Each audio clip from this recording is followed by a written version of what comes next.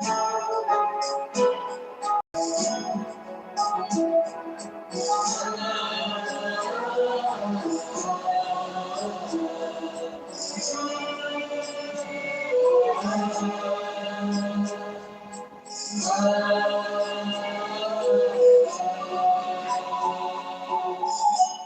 लो अनुभव प्रभु प्यार का, कर लो अनुभव प्रभु प्यार का, कर लो अनुभव प्रभु प्यार का। बाहों में वो बुला रहा, वो करुणा कर दया का सागर, स्नेह में सबको समा रहा, स्नेह में सबको समा रहा। प्रभु शरण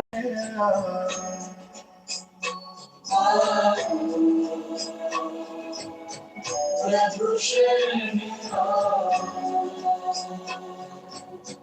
कर लो अनुभव प्रभु प्यार का।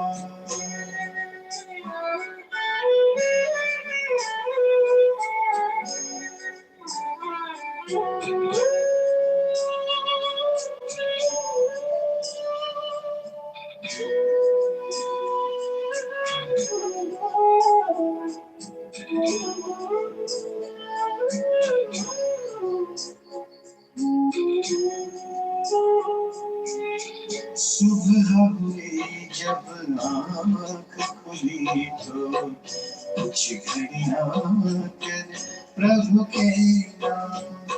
सुबह हुई जब आँख खुली तो कुछ घड़ियाँ कर प्रभु के नाम।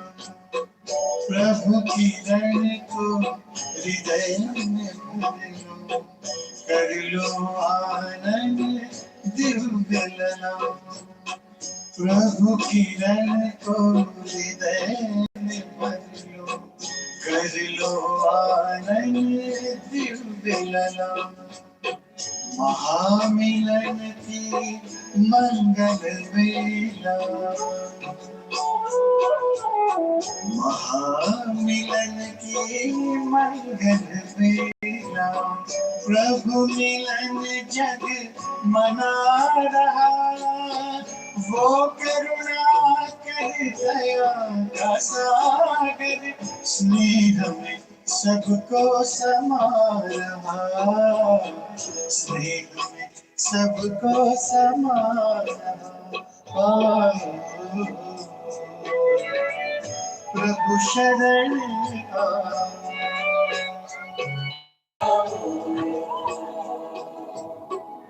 प्रभु शरण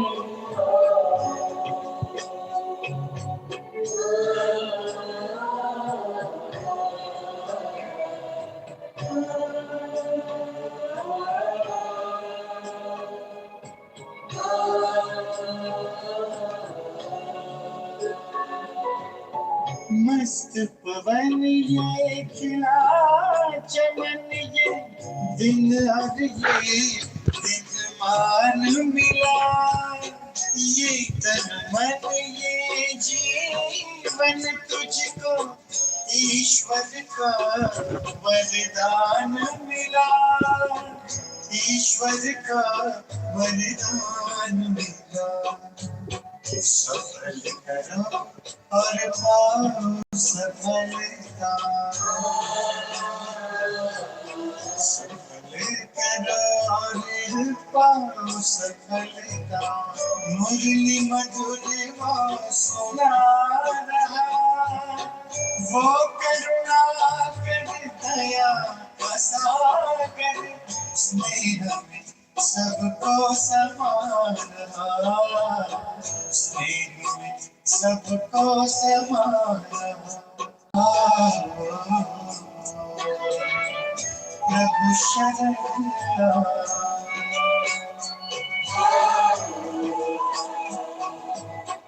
प्रभु शरण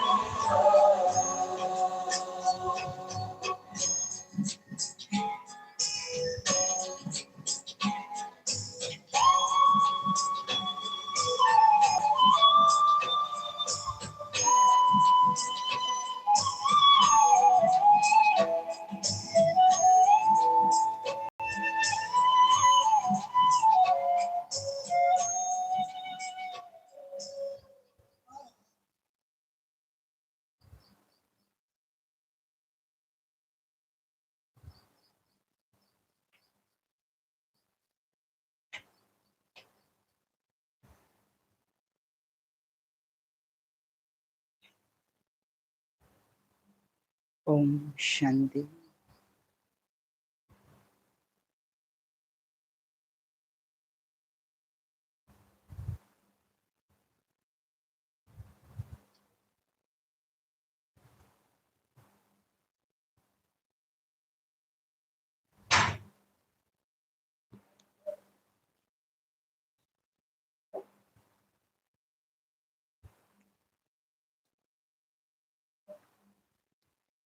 बाप के प्यार में इस पुरानी दुनिया को भूल जाओ।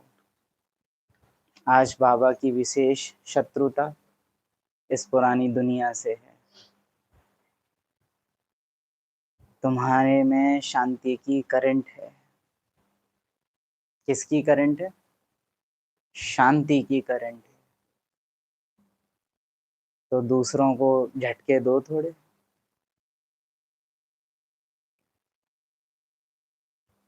तीसरा और आज की मुरली का सबसे मुख्य बिंदु, नाराज हो ठीक है, समझ में आता है कि नाराज हो, परंतु इस नाराजगी में बाप से और पढ़ाई से रूठ तो नहीं जाते हो।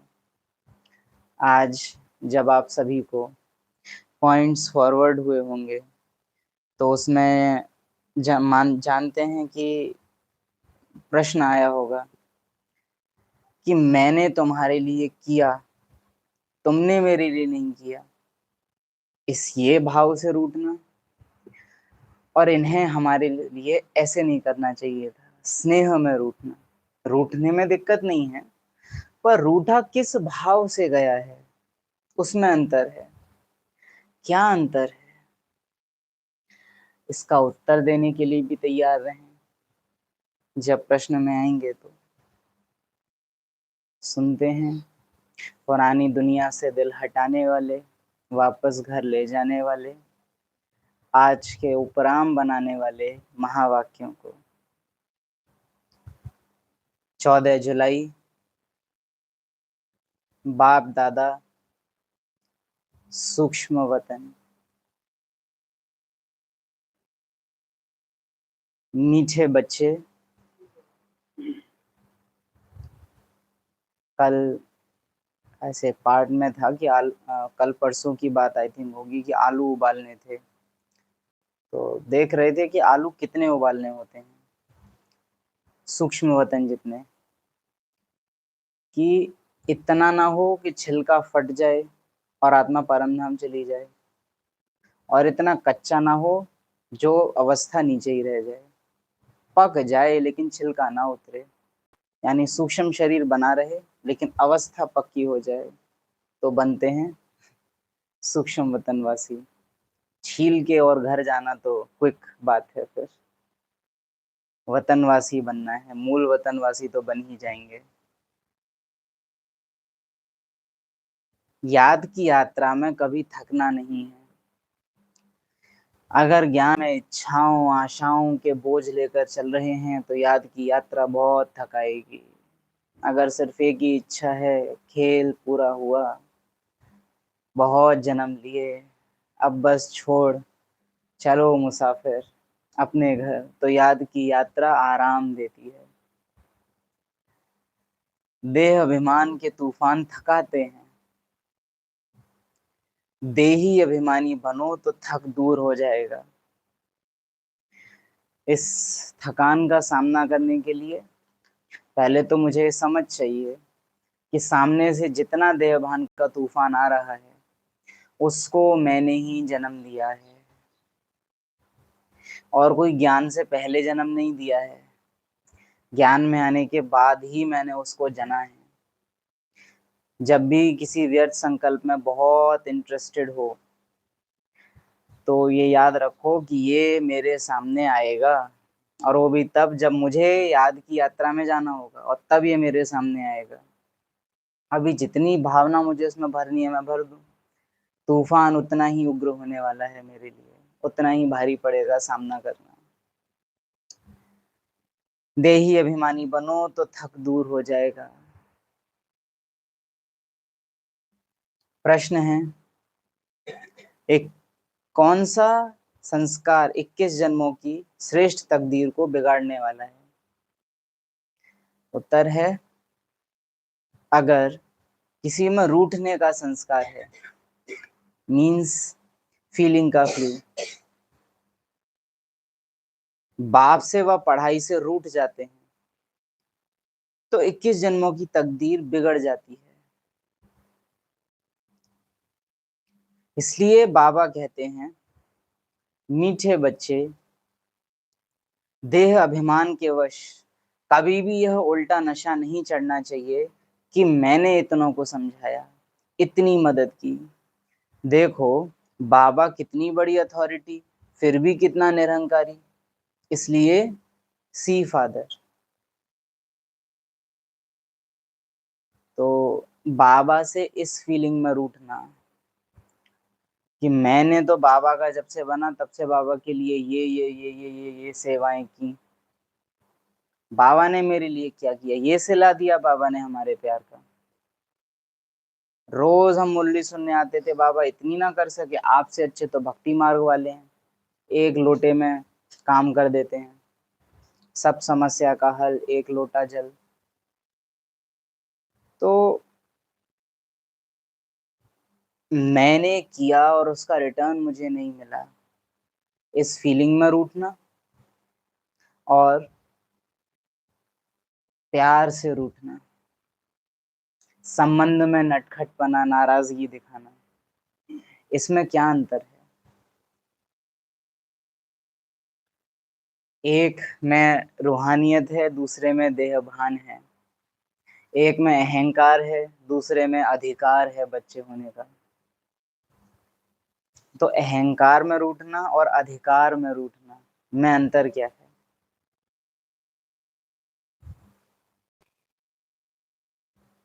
सुबह से प्रश्न दिया हुआ है, इतना टाइम नहीं देंगे सोचने के लिए। अहंकार रिटर्न में कुछ चाहता है, और अहंकारी भी जब ज्ञान में कर्म करेगा तो फीलिंग यही रहेगी कि नहीं नहीं, हमें थोड़े ना बदले में कुछ चाहिए, हम तो ऐसे ही निरहंकारी होके कर रहे हैं। लेकिन उनका फर्ज बनता है ये।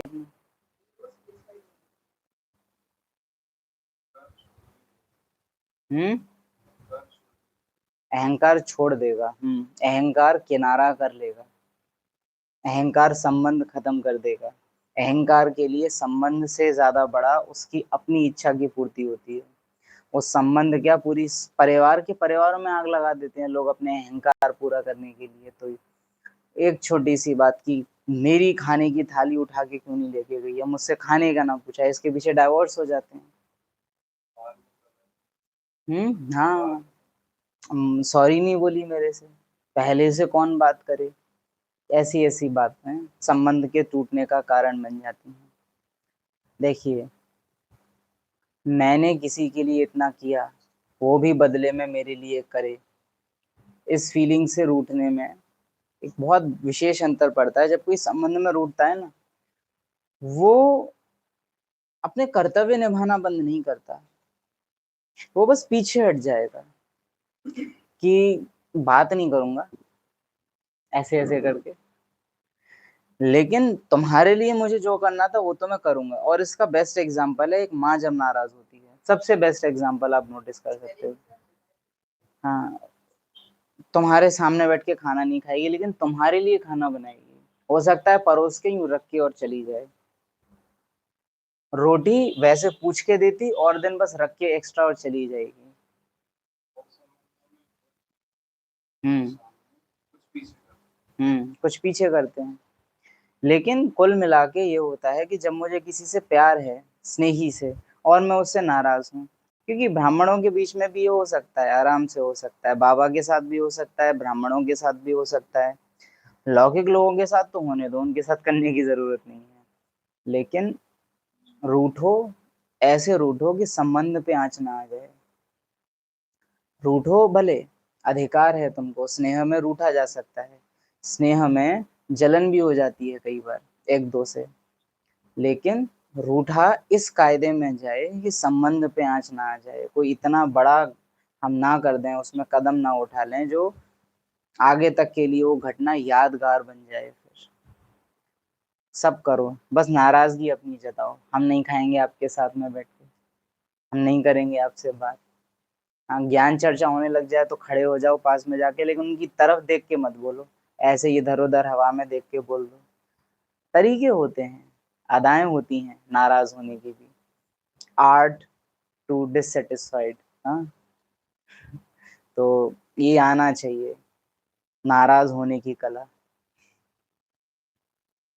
लेकिन अगर कर्तव्यों में आप नाराज हुए हो कि सी बहुत ही अनदेखी सी नाराजगी होती है, और हमको कई बार पता भी नहीं चलता है कि ये नाराज एक्चुअली मेरा देहभान कर रहा है मुझे, कि मैंने इनके लिए इतना किया तो भी मेरे लिए इतना नहीं कर रहे, या हमसे तो इतना करा लेते हैं उनसे क्यों नहीं करा रहे। एक स्नेही के मन में कभी भी ये फीलिंग नहीं आएगी। इवन जिसको प्यार होता है ना, वो तो इस तरह से इसको लेता है कि ये जरूर हम पे हक समझते हैं इसलिए हमसे करा लेते हैं। स्नेही ऐसा होता है। मम्मा से प्यार तो सभी करते थे, लेकिन मम्मा की केयर टेकर तो जमुना बहन ही थी ना, तो मैक्सिमम काम तो मम्मा के वही करेगी, भले कोई कितना भी प्यार कर ले। तो अब सोचो रमेश भाई जमुना बहन को देख के जलने लग जाएं कि मम्मा तो जमुना बहन के ही साथ रहती है, हमको तो अपने साथ इतना रखती नहीं है, तो क्या कहेंगे इसको। या बाबा मम्मा को रिगार्ड दे रहे हैं, बाबा की नजर में तो सब बराबर होने चाहिए, हमारे लिए तो बाबा इतना नहीं करता, मम्मा के लिए तो बाबा ने शेड डलवा दिया। तो ये जो होता है ना, बदले की भावना आ जाना कि हमसे करा रहे हैं इनसे क्यों नहीं करा रहे। स्नेह हमेशा रिगार्ड को पहले रखता है, आगे रखता है। स्नेह रिगार्ड का बैलेंस नहीं बिगाड़ता कभी भी। स्नेही कब नाराज होगा कि तुम जो मेरे साथ करते थे तुमने वो मेरे से करना क्यों बंद कर दिया। जो मेरे साथ करते थे वो किसी दूसरे के साथ कर दिया, इसमें वो नहीं भूलेगा उतना, लेकिन हमसे क्यों तुमने ये किनारा किया या हमसे क्यों करना बंद किया, अंतर पड़ता है।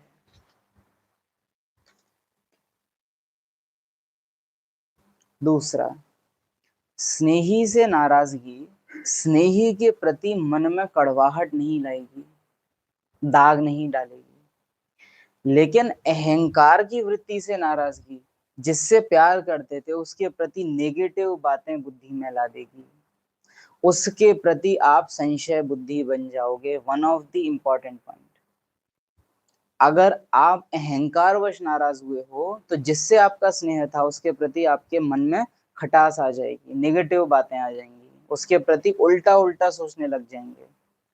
लेकिन अगर स्नेह है तो आप कभी भी उसको मन में विलन नहीं बना पाओगे।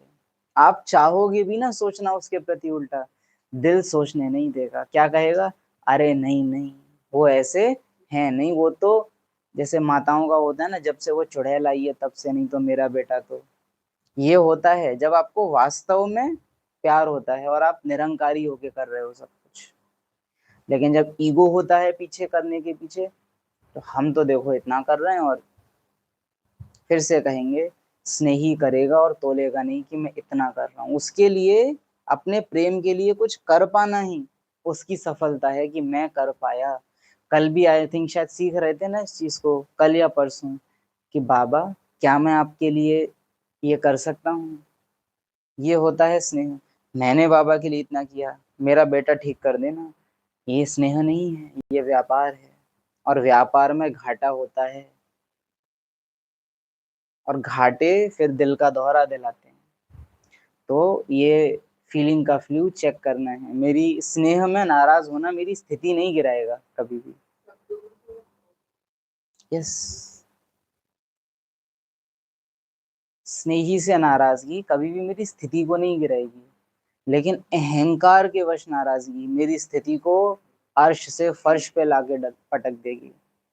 और किसी भी कंडीशन में, ये तो हर चीज में लागू होता है, अगर किसी भी घटना में आपकी गलती नहीं है, आपकी स्थिति नहीं हिलेगी, और अगर आपकी गलती है आपकी स्थिति गिर जाएगी।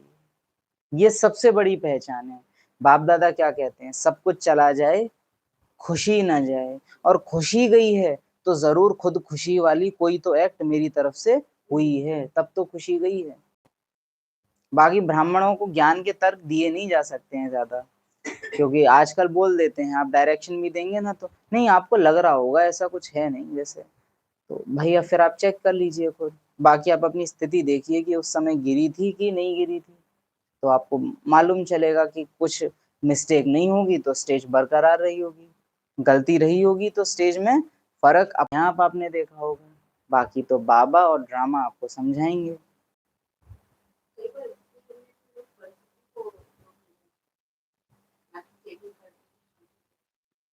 परिस्थिति भी कभी स्थिति को गिरा नहीं सकती। जब तक मेरी अपनी साइड से कोई गलती नहीं है, तब तक ब्राह्मण की खुशी जा नहीं सकती किसी भी कीमत पे। और हम तो बोलते हैं आजकल का समय ऐसा है, जो घटनाएं ऐसी घटेंगी, आपको क्या लगता है माया सीधे बाबा पे निश्चय पे प्रहार करेगी क्या? माया शातिर है, पहले वो आपका स्व में निश्चय हिलाएगी, धीरे धीरे ड्रामा पर निश्चय कहाँ ना कहाँ हिलेगा। और नाराजगी में भी ब्राह्मण आत्मा ज्ञान यूज कर लेती हैं कि ये याद रखिएगा कि जब आप सुधरे हुए हो तब आपकी स्थिति ऊपर ले जाने में ज्ञान मदद करता है, लेकिन जब आप बिगड़े हुए हो तब ज्ञान उस स्थिति को और नीचे गिराने में भी मदद करता है। ज्ञान को अगर भावनाएं कंट्रोल ना करें तो ज्ञान जितना स्थापना कर सकता है, पालना कर सकता है, उतना ही विनाश भी कर सकता है। क्योंकि ज्ञान मतलब अस्त्र, चाहे वो अर्जुन के पास हो चाहे वो अश्वत्थामा के पास हो, विनाश दोनों तरफ से होगा। यूज करने की वृत्ति क्या है, अब ड्रामा पे छोड़ देते हैं हम, तो ड्रामा में हो रहा होगा तो कल्याणकारी ही होगा, ऐसे करके छोड़ देना। चेकिंग चाहिए होती है कई बार इसके पीछे। और माया सीधे अटैक नहीं करेगी बाबा में निश्चय में, स्व में निश्चय हिलेगा, ड्रामा में निश्चय हिलेगा, ब्राह्मण परिवार में निश्चय हिलेगा, निमित्त आत्माओं में निश्चय हिलेंगे, पवित्रता की धारणाओं पर संदेह उठेंगे, और एट लास्ट फिर होता है कि जब सारे आधार गए, स्व में हिला, ब्राह्मण में हिला, ड्रामा में हिला, तो बाबा में बचा रहे, ये होता नहीं है। फिर पिलर्स गए तो छत फिर बचेगी नहीं ना, बाबा का आधार ही ये सब निश्चय थे, जब वो सब चले गए तो ये बचेंगे नहीं। तो बड़ा देखना पड़ता है आजकल। और ज्ञान इतना है कि आप ज्यादा किसी को चेकिंग भी करा नहीं सकते, क्योंकि उधर से उत्तर तैयार है। आप बात भावनाओं की करेंगे, उधर से ज्ञान के तर्क आएंगे, तो फिर न्यारे होके देखना होता है कि समय समझाएगा। तो ये बड़ा देखना कि प्यार के अधिकार में नाराज हुए हो या अहंकारी बन के नाराज हुए हो, ये देखना पड़ता है। नाराज होने में बुरा नहीं है।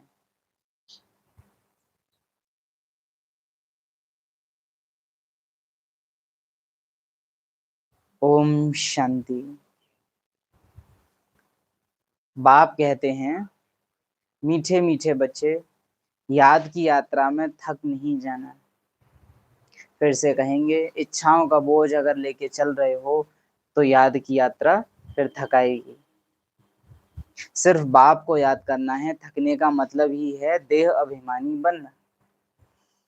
हाँ, इसमें कोई शक नहीं, माया के विघ्न पड़ेंगे, निसंदेह माया के विघ्न तो पड़ेंगे, परंतु इसमें थक नहीं जाना है। थक जाने से अभिमान आ जाता है। ऐसे बहुत हैं, समझते हैं 5-10 मिनट योग करके उठें, परंतु बाप तो कहते हैं धंधाधोरी करते कहाँ आते जाते हो, तो भी तुम योग में रहो। पता प्योरिटी से भी ऊपर की बात क्या है, ये मेरे अपने हैं। आपको कभी भी किसी से दिल से नफरत नहीं है, ये आपका कभी भी किसी ब्राह्मण से संबंध नहीं टूटेगा। अगर आप ये जान पाए कि ये आत्मा मेरी अपनी है, इससे मेरा परम धाम का अनादि संबंध है, और उतना ही गहरा है जितना गहरा मुझ आत्मा का बाबा के साथ है। इसी के साथ मैं घर गई हूँ, इसी के साथ मैं घर से आई हूँ। अगर ये बात हमारे अंदर बैठी हो,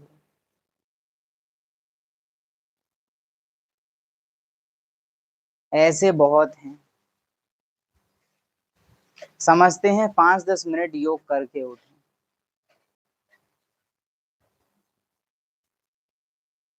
परंतु बाप तो कहते हैं धंधादौरी करते कहाँ आते जाते भी तुम योग में रहो, 5-10 मिनट की क्या बात है। परंतु बाप तो कहते हैं तुम योग में रहो। ये बाप बच्चों से ही बात कर रहे हैं। हाँ, तुमसे ही कह रहा हूँ मैं, 5-10 मिनट करने की तुम ही सोचते हो। तुम्हारा कल्याण ही है याद की यात्रा में। इसमें थकना नहीं है, इसमें तूफान बहुत आएंगे। तूफान कोई मिट्टी आदि के नहीं, माया के तूफान आने से बुद्धि का योग टूट जाता है। फिर देह अभिमान में आने से धंधाधोरी बच्चे याद आ जाते हैं। चलो एक परिस्थिति लाते हैं सामने, काल्पनिक। 18 साल का मेरा बच्चा हो गया, हॉस्पिटल में पैदा हुआ था। उसका कोई सरकारी एग्जाम के कारण उसका कुछ चेकअप हुआ, मेरा भी और उसका भी। और उस चेकअप में ये राज सामने आया कि उसका और मेरा डीएनए मैच नहीं कर रहा। शायद हॉस्पिटल में बच्चा बदल गया। मतलब अब इसको पता है कि ये मेरी बायोलॉजिकल मदर नहीं है। माँ को भी ये पता है। प्यार कम होगा? क्या लगता है? फीलिंग में अंतर पड़ेगा, पर क्या संबंध टूटेगा? और ये बात कितने दिनों तक हावी रहेगी उन लोग के ऊपर? शायद जब तक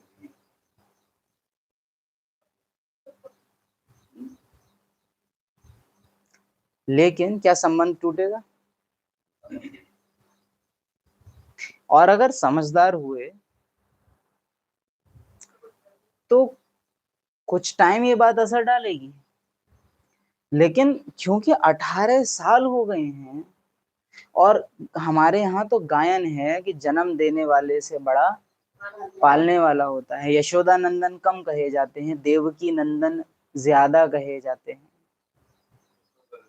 होता जा रहा है।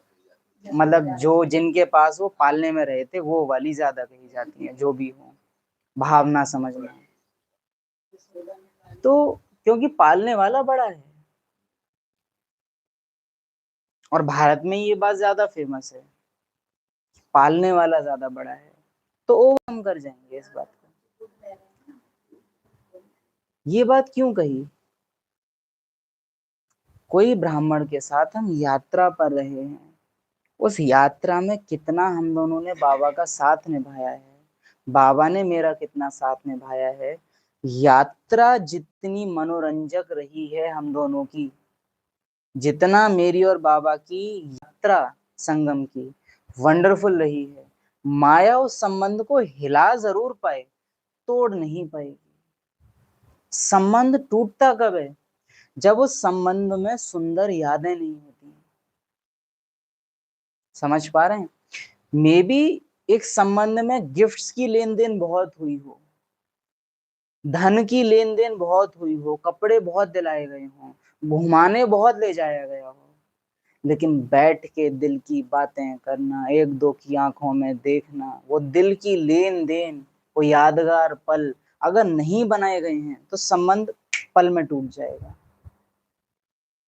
लेकिन अगर साथ में बैठ के यादें बनाई गई हैं कि बाबा के साथ बैठे हैं, तारे देख रहे हैं और अनादि स्वरूप याद कर रहे हैं, बाबा की याद में बैठे हैं, आंसू बहा रहे हैं, वो आंसू आए हैं अगर याद में बैठे बैठे, उसकी याद में बैठ के मुरली सुनी है, उसकी याद की गीतों में झूमे हैं अकेले ही, ऐसी यादें अगर मैंने बाबा के साथ बनाई हैं तो मेरा संबंध किसी भी कीमत पे टूट नहीं सकता।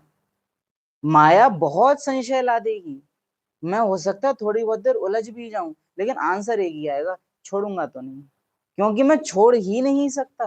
भाई मैं रह नहीं पाऊंगा उसके बिना। मैं निर्भर करता हूँ अब उस पे। उसके बिना मैं रह नहीं सकता। डिवोर्स लेने आ गए थे, बट वो जब फाइनली डिवोर्स हुआ है, उसके बाद वो लोग 2 मिनट बैठे अपनी पुरानी यादें बताई, उसके बाद में साथ में बोल दिया हमें डिवोर्स, वो पुरानी यादें और वो सब रोना और भावनाओं में वापस याद आया। कई ऐसी क्यों? खूब 6 महीने इसीलिए यादें। अगर मेरा और बाबा का संबंध बड़ा ही ऑफिशियल चला है, सेंटर आए, मुरली सुनी, होमवर्क किया, होमवर्क दिया, कुछ पर्सनल मेरी और बाबा के बीच की जुगलबंदी नहीं रही है, क्योंकि आकारी और साकारी तो है नहीं बाबा।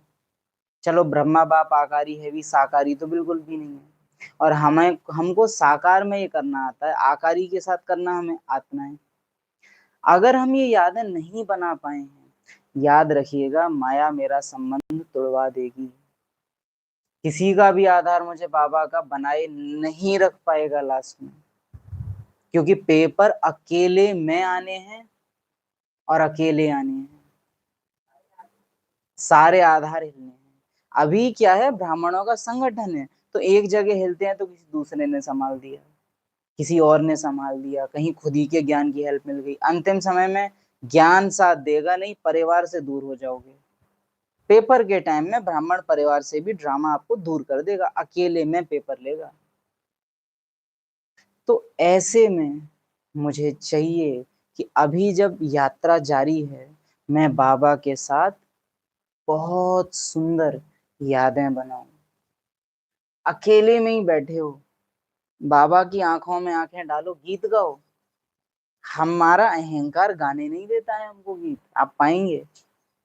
संगठन साथ हो तो भले एक बार को हम गा लेते हैं, लेकिन अकेले में बैठे झूमो, नाचो। हम पर्सनल अनुभव से कहते हैं, बाबा की फोटो को लेके ऐसे ऐसे घूमे हैं, जैसे वो नहीं दिखाते हैं कपल्स डांस करते हैं एक दो को हाथों में हाथों डाल के, ऐसे नाचो बाबा के साथ अकेले। मीरा अकेले में नाचती थी मगन होके, देखी है तस्वीरें मीरा की, वीणा बजा रही है, घूम रही है, नाच रही है अकेले ही। और पूछो, मैं तो गिटार के साथ रास कर रही हूँ, लगन में मगन, होश ही नहीं है। और हम समझते हैं कि अकेले में समय मिलता है ब्राह्मणों को, जब कोई नहीं होता है आपके आसपास। तो आप ये यादें बनाओ, कभी चाय कॉफी लेके अकेले बैठ जाओ और बस बाबा से दिल की रूह रिहान करो, और इतनी गहरी हो कि आपकी नैन बह जाएं, इतने वो गहरे हों। देहधारियों के साथ जो संबंध निभाया है उसमें खूब आंसू बहाए हैं कि नहीं, दुख में भी और सुख में भी। लेकिन आप बाबा के साथ पाएंगे हमारे आंसू मोस्टली तभी निकले हैं जब किसी देहधारी ने दुख दे दिया हो। वैसे कभी नहीं हुआ कि बाबा आप न होते तो मेरा क्या होता, और फील कर जाऊं मैं इस बात को। ये जितनी यादें बनाओगे, उतना बाबा के साथ संबंध कैसा बनेगा, अविनाशी। उसको माया तोड़ नहीं सकती। हाँ, तो ये ऐसा अविनाशी संबंध, बाबा का वो महावाक्य हमको कभी नहीं भूलता है कि ऐसा सच्चा साजन, सच्चा साथी जो शमशान से आगे भी साथ ले जाए।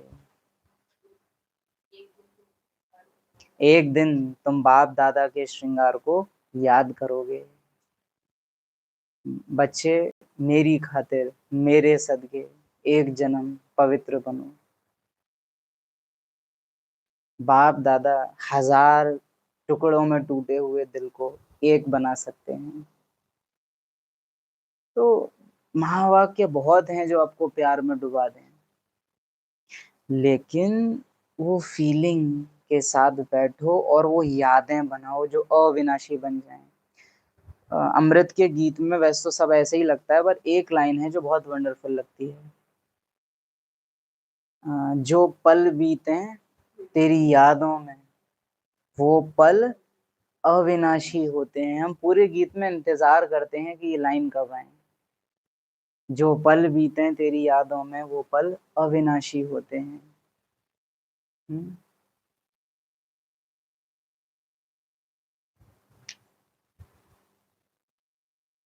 कोई शय ना भाती है, अब याद घर की आती है। भावनाओं में जाओ बाबा के साथ, और जितना आप बाबा के साथ ऐसी यादें बनाओगे, उतना आप अपने को अविनाशी स्टैंप लगा दोगे कि माया मुझे कभी भी बाबा में संशय बुद्धि नहीं बना सकती। जितना संगठन में बैठ के इन्हीं भावनाओं में गए हो, ज्ञान चर्चा का लक्ष्य कोई किसी पॉइंट की प्राप्ति नहीं होता। ज्ञान चर्चा जब संगठन में होती है तो बाबा को इतनी भावनाओं में महसूस कर दो संगठन में बैठ के कि वो संगठन अविनाशी बन जाएगा। कभी मुझे किसी ब्राह्मण की बात पसंद भी नहीं आ रही है ना कि मैं अभी इसको छोड़ दूं, लेकिन वो जो पल तुमने बनाया है कि नहीं इसके साथ बैठ के बाबा का संग, और पक्का हो जाता है बाबा की खातिर वो संगठन टूटेगा नहीं। जैसे माता पिता अलग नहीं हो पाते कई बार क्योंकि बच्चे होते हैं, तो बाबा इस रीति से ही समझ लो कि यहाँ बच्चा बन जाएगा कि नहीं उसकी खातिर हम अलग नहीं हो सकते। क्योंकि इस ब्राह्मण के साथ बैठ के मैंने बाबा को बहुत सुंदर अनुभव किया है। तो बाबा का अनुभव चाहे अकेले में करो तो आत्मा का बाप के साथ निश्चय पक्का होगा।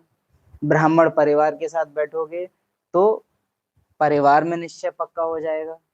ड्रामा के साथ बैठोगे बाबा को प्यार करने तो ड्रामा में निश्चय पक्का हो जाएगा।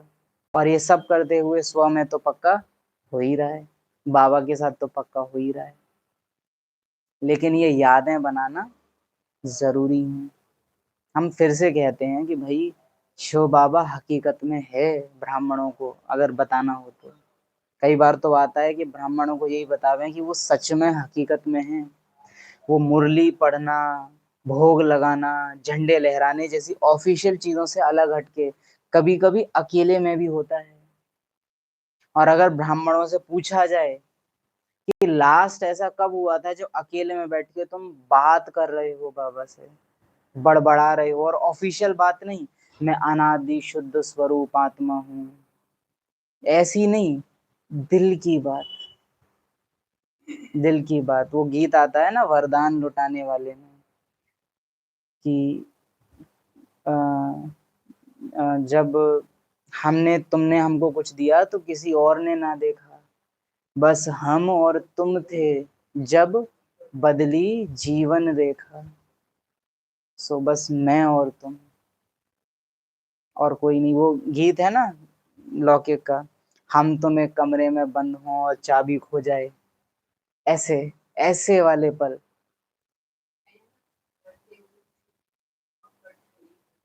हाँ, भरते हुए किसी ने न देखा पर झोली भर जाती है, कदम कदम पर मदद तुम्हारी ये एहसास दिलाती है। सोचो तुमको कौन मिला है, कौन तुम्हारा साथी है। तो ये अनुभव करो, चला लो कभी कोई गाना और इतने उसमें गहरे चले जाओ बाबा के साथ कि तुम्हारे नैन भीग जाएं। उन भावनाओं को जो सो गई हैं उन्हें बाहर लाओ, क्योंकि यही है जो विनाश काल में तुमको बचाएगा, नहीं तो संशय बुद्धि बन जाएंगे। और ये समय जा रहा है, ना ये गीत बचेंगे, ना ये चित्र बचेंगे, ना ये रेड लाइट बचेगी। जब तक है इन साधनों को यूज करो और बाबा के साथ भावनाओं को जगाओ, बाहर लाओ। ये क्लास भी सिर्फ इसीलिए है, उस संबंध उसको जगाओ, क्योंकि शिव बाबा सच में है और वो बात करता है, वो रिस्पॉन्ड देता है, बस तुम प्यार करो।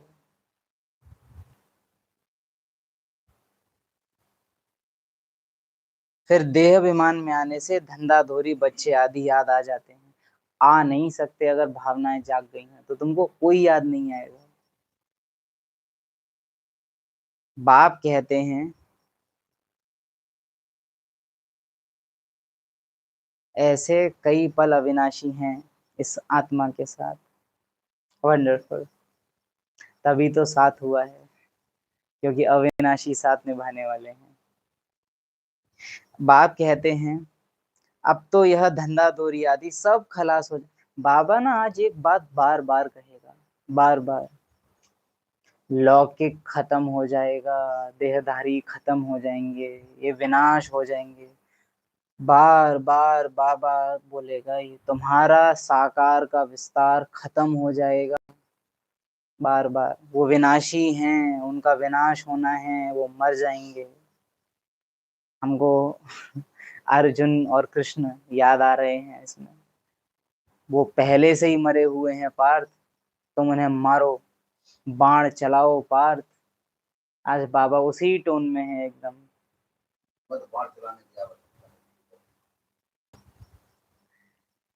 अब तो यह धंधा धोरी आदि सब खलास हो जाने हैं, तुम्हारे बच्चे वारिस बनने ही नहीं हैं। क्या सुना? तुम्हारे बच्चे वारिस बनने ही नहीं हैं, या तो वो मेरे वारिस बनेंगे या विनाश के। रावण के तो वही हैं, लेकिन तुम्हारे नहीं बनने हैं, ये मैं लिख के देता हूं तुमको। तुम्हारे वारिस वो नहीं बनने हैं, सब खत्म हो जाने हैं। अभी तो वारिस बेहद के बाप के खड़े हैं। तो हमको याद आता है जब दुर्योधन का जन्म हो रहा है, तो महर्षि जो पास में है वो बोलते हैं कि ये पूरे हस्तिनापुर के लिए दुर्भाग्य लाएगा ये बालक, क्योंकि प्रकृति बहुत बिगड़ गई थी।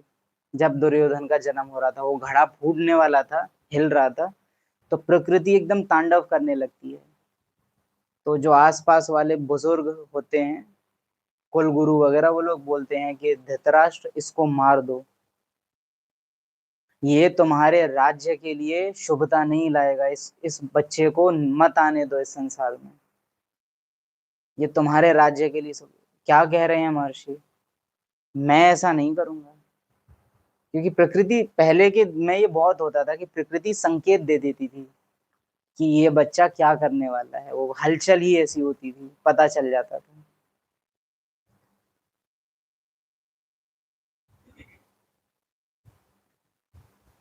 हद का वर्षा मुर्दाबाद होना है, जिसका बाबा से प्यार नहीं है वो मुर्दाबाद ही होना है, भले वो कितना ही अच्छा क्यों ना हो। हमारे बच्चे, हमारे पति, हमारी पत्नी, हमारी बेटी, हमारे बेटे, हमारे संबंधी, कोई भी हो, वो हमको कितना ही प्यार क्यों ना कर ले, कितने ही हमारे लिए गिफ्ट्स क्यों ना ले आए, वो कुछ भी कर ले हमारे लिए, अगर उसका मेरे बाबा से प्यार नहीं है, पहली बात, उसको कल नहीं तो परसों नहीं तो उससे अगले दिन मेरे से नफरत होनी ही है। और दूसरा, उसका विनाश, उसकी दुर्गति निश्चित है। विनाश काले विपरीत बुद्धि विनिश्यन्ति, विपरीत बुद्धि विनिश्यन्ति, प्रीत बुद्धि विजयंती। उसकी प्रीत बुद्धि नहीं है, बहुत अच्छा है, तो बाबा का क्यों नहीं है? क्योंकि जो जो लोग अच्छे हैं वो बाबा के हैं। हम नहीं कहते हैं कि ऑलरेडी तू तो बहुत दुष्ट है, नहीं, अपने आप वेट करो, आम पक के अपने आप टूट के गिर जाएगा, बस अभी पका नहीं है, कच्चा है तो अच्छा है।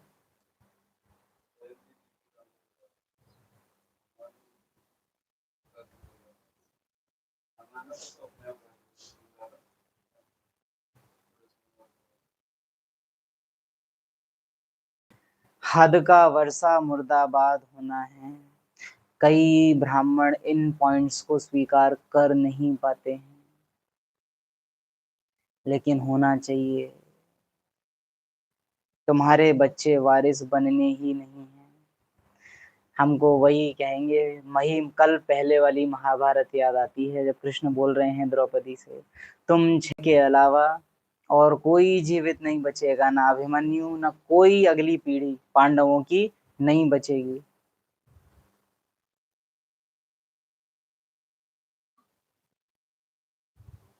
साहूकार लोग समझते हैं अब बच्चा बड़ा होगा,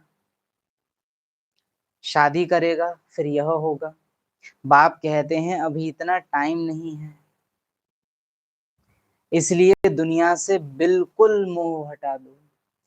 टाइम नहीं है और फिर मैं आया हुआ हूँ। बात सिर्फ इतनी नहीं है कि टाइम नहीं है, बात यह है कि मैं भी तो अभी आया हुआ हूँ, मेरे से कब निभाओगे।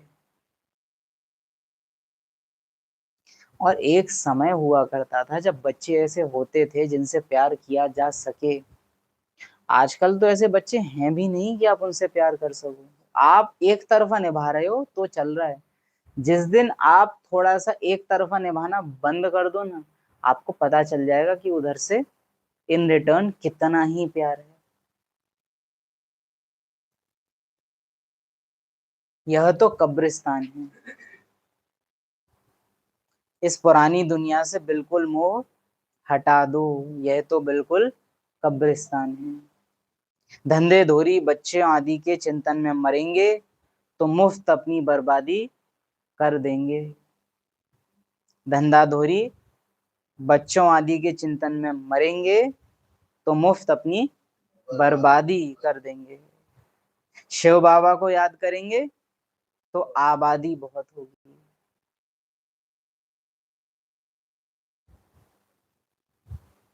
देह अभिमान में आने से बर्बादी होती है। याद नहीं करेंगे तो बहुत घाटा पड़ जाएगा, वह फिर कल्प कल्पांतर के लिए हो जाएगा। ये डेंजरस होता है, इतनी बड़ी घाटे की बात है, ख्याल करना चाहिए। धन की भी बहुत लालच नहीं रखनी चाहिए, टू मच में नहीं जाना चाहिए। कोई देवाला मारते हैं तो बहुत फिकरात हो जाती है, शिव बाबा को बिल्कुल भूल जाते हैं, फिर दोष रखते हैं कि ज्ञान में आए तब देवाला मारा है। और बहुत जल्दी ये होता है, क्योंकि आस पड़ोस वाले भी बोलते हैं ना कि इस ज्ञान में चलोगे तो ये बहुत होगा। बीमार हो पड़े हैं, ये कभी नहीं समझना चाहिए। संशय बुद्धि बनाने के लिए परिस्थिति माया आपके सामने ड्रामा अनुसार ला सकती है। आप सेंटर से भोग लेके गए,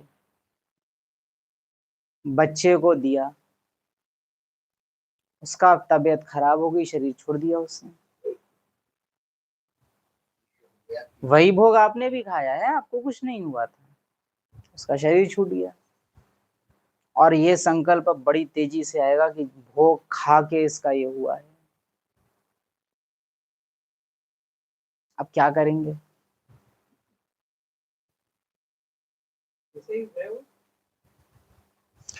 आज वैसे मेरे बच्चे मुरली सुनने नहीं आते थे, आज वो मुरली सुनने आया, वापस लौट रहा था, एक्सीडेंट हो गया।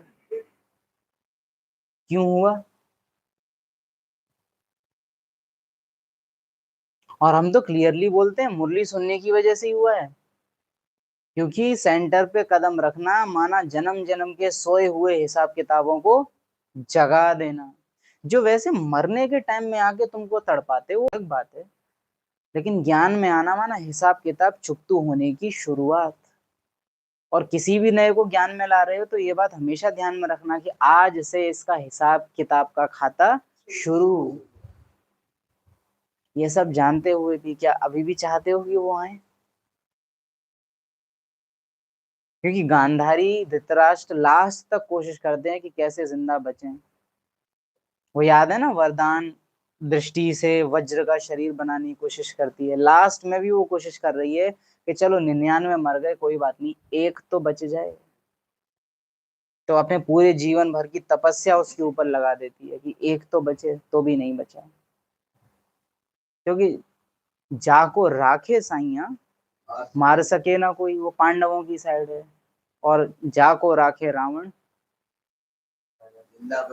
उसको जिंदा बचा सके ना कोई, नहीं बचेगा वो। विपरीत बुद्धि विनिश्यंती, तो माया इस रूप में भी आएगी।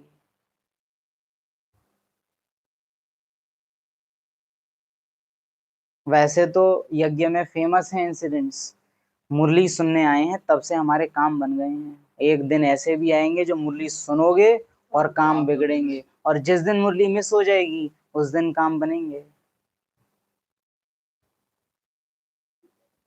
सब कुछ होना है। हम अनुभव से जानता हूं कि संशय बुद्धि बनाने के लिए ड्रामा क्या क्या सीन सामने ला सकता है, किस हद तक जा सकता है, क्योंकि बाबा भी फुल अथॉरिटी दे देगा, तू मेरे प्रति इसको संशय बुद्धि बना। जो ख्यालों ख्वाबों में भी नहीं होगा वो होगा, वो सब चीजें होंगी। वो तो खैर उनका चालाकी होती है कि जहां उनको फायदा निकालना है वहां से निकाल लें। कर्म भोग, हाँ, शिव बाबा को बिल्कुल भूल जाते हैं, फिर दोष रखते हैं कि ज्ञान में आए हैं तब देवाला मारा है। ये चालाकी हमने बहुत देखी है लौकिक लोगों में, कि गलती कर रहे हैं और अगर मम्मी ने या पापा ने डांट दिया, आप तो ओम शांति में जाते हो ना, उनसे बोलो कि नहीं हम यज्ञ में जाते हैं, आहुति डालने, स्वाहा करने। हमारी जो मम्मा है वो काली है और हमारा बाप धर्मराज है, चलोगे? वो हमारे हमको नहीं सिखाएंगे, हमारे पास सेंटर में टीचर्स हैं। हाँ, उनको टोको मत, और टोको तो अरे आप तो ओम शांति में जाते हो, तुम कहाँ जाते हो? हाँ।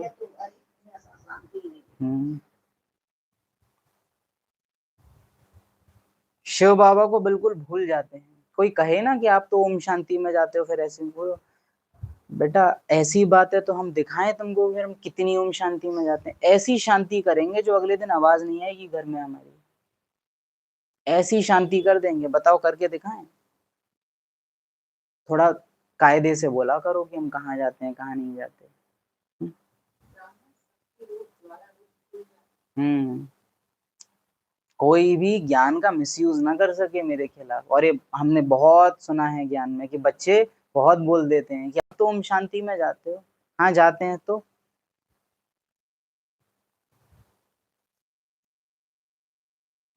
ये कभी नहीं समझना चाहिए। बीमारी आदि होती है ये तो कर्म भोग है। अच्छा है विकर्म विनाश हो जाएंगे।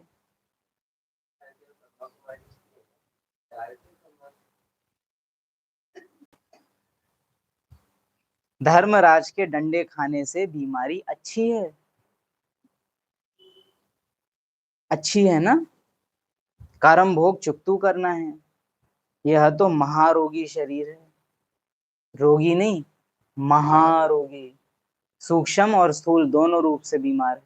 महारोगी शरीर है, एकदम तैयार बैठा है बीमार होने के लिए। तुम बस इसको कारण तो दो, मरने के लिए एकदम तैयार बैठा है बस। कितनी संभाल की जाती है। चलते चलते खड़े हो जाते हैं, हार्ट फेल हो जाता है। ऐसी पुरानी दुनिया को तो बुद्धि से एकदम भूल जाना चाहिए। तुम भी जानते हो यह पुरानी दुनिया तो बहुत गंदी है। बताना है ये खुद को कि पुरानी दुनिया बहुत गंदी है। तुम्हारा यह है बेहद का सन्यास, वह सन्यास करते हैं घर बार का। देखिए जब से हम बाबा के बने हैं तब से अगर हमारी मेजॉरिटी वृत्ति, भावनाओं का झुकाव लौकिक की ही तरफ गया है, अलौकिक की तरफ कम रहा है, तो मेरी अंत घड़ी किन के बीच में आएगी? लौकिक लोगों के बीच में ही आएगी। लेकिन अगर मेरी वृत्ति रही है अलौकिक परिवार की तरफ, बाप दादा की तरफ, एडवांस पार्टी की तरफ, बाबा का इंश्योरेंस है वो कि उनके बीच में शरीर नहीं छोड़ने देगा आपको। यहां तक कंडीशन ऐसी भी हो गई ना कि हॉस्पिटल में हो, एडवांस पार्टी चारों तरफ आके घेर लेगी, तुमको अनुभव नहीं होने देगी कि तुम लौकिक लोगों के बीच में हो। क्योंकि तुम्हारी वृत्ति मेजॉरिटी समय अलौकिक रही है। जैसी अवस्था वैसी व्यवस्था। शरीर को कंधों पे लौकिक लोग ले जाएंगे, आत्मा अलौकिक लोगों की पलकों पे जाएगी। लेकिन अगर पल पल बिताए हैं अलौकिक के साथ तो आप अभी से ही डिसाइड कर रहे हो कि अंत घड़ी मेरी कैसी हो, अभी से ही। हमको साकार बाबा के अज्ञानी समय के भतीजे की बात याद आती है, लेखराज कृपलानी जी के भतीजे की। किशन नाम था उसको, वो हुआ था चिकन पॉक्स। पोते, हाँ पोते, सॉरी, एक्चुअली हम शब्द गलत बोल जाते हैं, भावना वही थी, पोते, नेफ्यू। तो और उस समय में उसका इलाज नहीं था, गोबर वगैरह लगा के और वैसे करके उसमें सेव करते थे। इलाज वगैरह उस समय जानलेवा होता था वो, कि किसी को हो गया तो शरीर ही छोड़ेगा। 90s की बात। तो बाबा से उसका बहुत प्यार था, उसके खुद के लौकिक बाप की नहीं थी उतनी, लेकिन उसका बहुत प्यार था। और उसका प्यार एक्चुअली अपने दादाजी से नहीं, बाबा से प्यार था। ये अंतर समझना है। भतीजा वो नाती याद नहीं कर रहा है अपने दादा को, शिव बाबा का बच्चा याद कर रहा है ब्रह्मा बाबा को। बाबा तक खबर पहुंची कि बाबा वो शरीर छोड़ने वाला है, लेकिन वो आपको याद कर रहा है। और संस्था के प्रमुख हैं, ब्रह्मा तन है, निमित्त रथ हैं, लेकिन उसके और टच नहीं कर सकते उस समय, लेकिन बाबा फिर भी गए मिलने।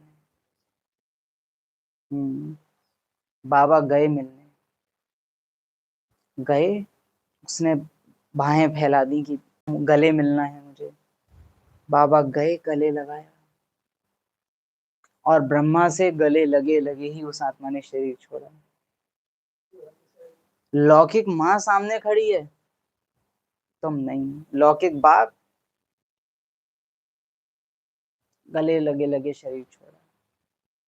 और बाबा ने भी नहीं सोचा कि मेरे को कुछ नहीं सोचा। उसके बाद में बाबा को पूरा गोबर वगैरह से नहाना पड़ा, इंजेक्शन लेना पड़ा, बहुत कुछ। लेकिन ये वृत्ति का परिणाम हम आपको बता रहे हैं कि अगर मेरी वृत्ति है अलौकिक की, तो मेरी अंत घड़ी कैसी होगी। मधुबन का तट हो, मुरली हाथ हो, बाबा साथ हो, तब प्राण तन से निकले। हमको, और अभी वो हम नूंद कर रहे हैं रोज कि अगर पूरे दिन हावी ही मेरे ऊपर लौकिक लौकिक लौकिक लौकिक लौकिक है, तो मेरा शरीर भी उन्हीं के बीच, उन्हीं की यादों में छूटेगा। और अगर मेरी वृत्ति में बाप दादा मम्मा, एडवांस पार्टी, मधुबन, ब्राह्मण परिवार, पुरुषार्थ, ये सब रहता है, जहां हमारा मन होगा अंत घड़ी वहीं हमारा तन होगा।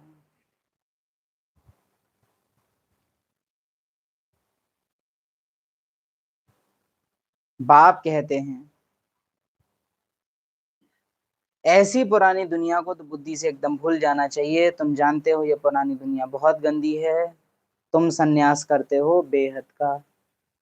बाप कहते हैं देह सहित देह के जो भी तुम्हारे संबंध हैं, सबको तोड़ एक मुझे याद करो। ये दुनिया जो इन आंखों से देखते हो, इनको भूल जाओ। ये दुनिया जो इन आंखों से देखते हो, इसको बुद्धि से भूल जाओ। ये कब्रिस्तान हो जाना है, इससे प्यार नहीं रखना है। एक ही डायरेक्शन है आज की मुल्क में। आजकल मनुष्यों के पास पैसे बहुत हैं, तो विकार भी तेज हो गए हैं। काम विकार कितना तेज है, काम बिगड़ रह नहीं सकते। पहले पहले है देह अभिमान, ऊपर से गिरा ठक, पुर्जा पुर्जा हो गया। खलास हड़गुड़ बिल्कुल ही टूट जाते हैं। फिर पुरुषार्थ करने में टाइम लगता है। यह है सबसे बड़ी चोट। इसके लिए बाबा कहते हैं काम महाशत्रु है। विकार को ही पुरुषार्थ करने, विकार को ही पतितपना कहा जाता है। बच्चे बाप से व पढ़ाई से कभी नहीं रूठना। क्यों रूठ पाते हैं? और ये बाबा कौन से वाले रूठने की बात करते हैं जो छोड़ के चले जाते हैं, बाकी नाराजगी तो चलती रहती है। बच्चे बाप से व पढ़ाई से कभी नहीं रूठना। बहुत पहले, अब तो दिन हो गए उस मुरली को चले हुए, बाबा ने कहा हाथ भी उठा दें तो भी, मारो चाहे पुचकारो, तुम्हारा दर नहीं छोड़ेंगे। नाराज हो जाएंगे, खाना नहीं खाएंगे, शायद तुमको प्लेट लेके हमारे पीछे घूमना पड़े, लेकिन हम तुमको छोड़ के जा रहे हैं, ये नहीं करेंगे। क्या गीत है? लाख करे दुनिया तेरा साथ ना छोड़ेंगे। लाख तो छोड़ो, दुनिया तो छोड़ो, कुछ करने की जरूरत ही नहीं पड़ी, अपने आप ही अपने आप में सुलग के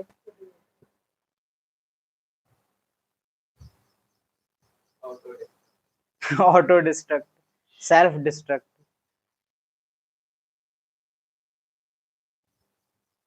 यह है बच्चे बाप से व पढ़ाई से कभी नहीं रूठना। रूठेंगे तो जन्म जन्म की तकदीर से रूठेंगे। बाबा कह रहे हैं इसमें तेरा घाटा, मेरा कुछ नहीं जाता। बड़े अच्छे अच्छे बच्चे भी रूठ पड़ते हैं, नशा चढ़ जाता है देह अभिमान का। मैंने इतनों को समझाया है, तुमको किसने समझाया था? क्या तुम आज तक समझे कुछ? देह अहंकार आने से गिर पड़ते हैं, इसमें अहंकार नहीं आना चाहिए। बाबा हम सेवा कर पाए, आपका शुक्रिया, आपने हमको करने दी, हमारा इतना भाग्य बनाया। शिव बाबा को कोई अहंकार है?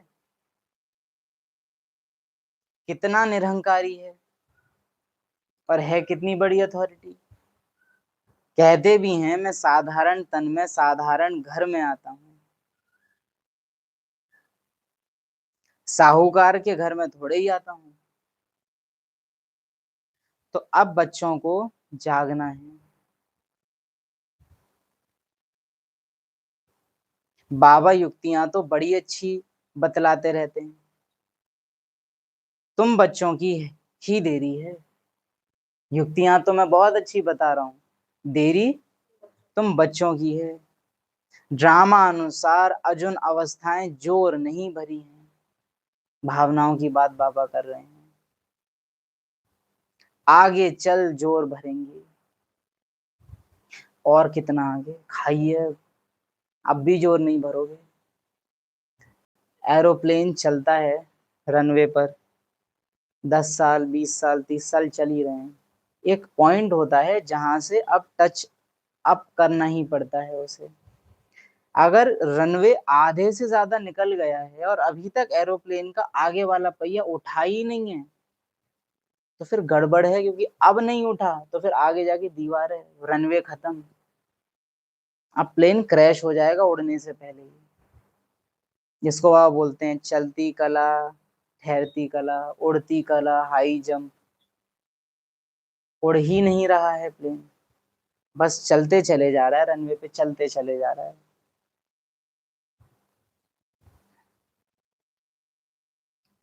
यह प्रॉपर्टी आदि थोड़े समय के लिए है। इस प्रॉपर्टी को तुम कोई प्रॉपर्टी थोड़े ही समझते हो, ये तो पूछने की बात है।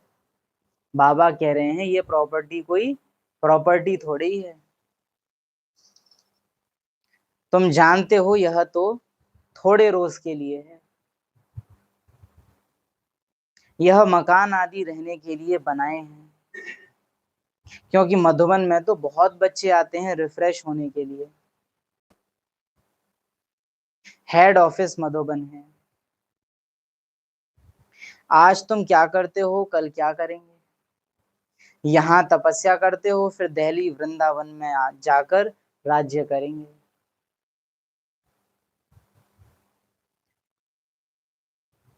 बाबा की याद में इस दुनिया का सब कुछ भुलाना है।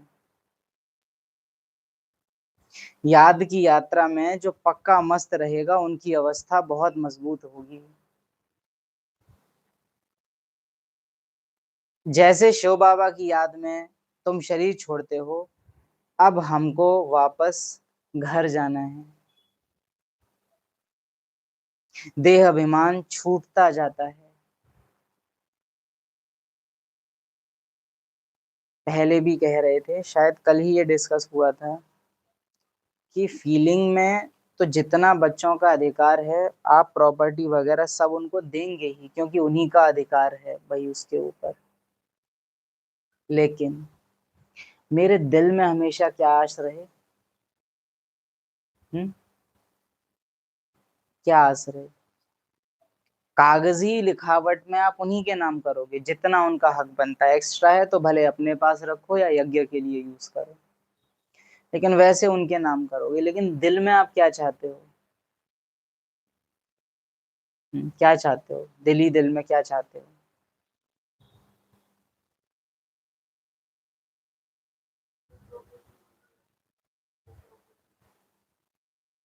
ये बाबा के काम आए, ये स्थान बाबा का निमित्त स्थान बने।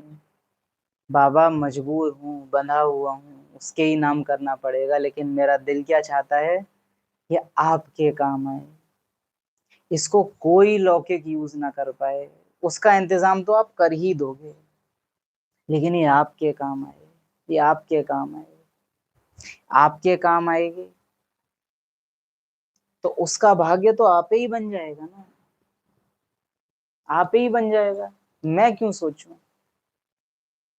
क्या शिव बाबा मेरे से ज्यादा मेरे लौकिक लोगों का ध्यान नहीं रख लेगा? और सच कहें तो देहबान कई बार ये सोच रहा होता है, उसे लगता है शिव बाबा मेरा ही तो ध्यान रख लेगा, ये थोड़े ना ज्ञान में चल रहा है, इसका ध्यान थोड़े ना रखेगा। अच्छा,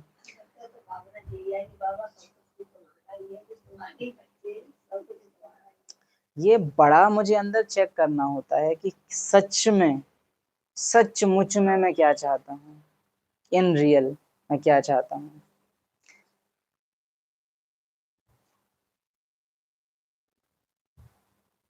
चलो एक हाइपोथेटिकल कंडीशन आप खुद ही सोच के देख लीजिए। पूरा बना बनाया मकान, कल को हमारे बच्चे कहें, मम्मी पापा वो जो 50 गज वाला प्लॉट खड़ा है, हम लोग उसको बनवा लेते हैं, ये बड़ा मकान यज्ञ में दे देते हैं, यहाँ सेंटर बन जाएगा। क्या क्या करोगे? वो खुद ही बोल रहे हैं कि हम तैयार हैं। क्या करोगे? ऐसे होगा नहीं, उनकी बुद्धि इतनी अच्छी है नहीं, ये बस आपकी अपनी चेकिंग के लिए है। कहीं हम ही तो कि इतना बड़ा देने की क्या जरूरत है, चल तू नहीं मानना तो 50 गज वाला दे देते हैं। खुद देखना है, स्वयं ही चेक करना पड़ेगा इसमें कि हमारी जो वृत्ति है, जो भावना है, वो किस तरफ झुकावती है।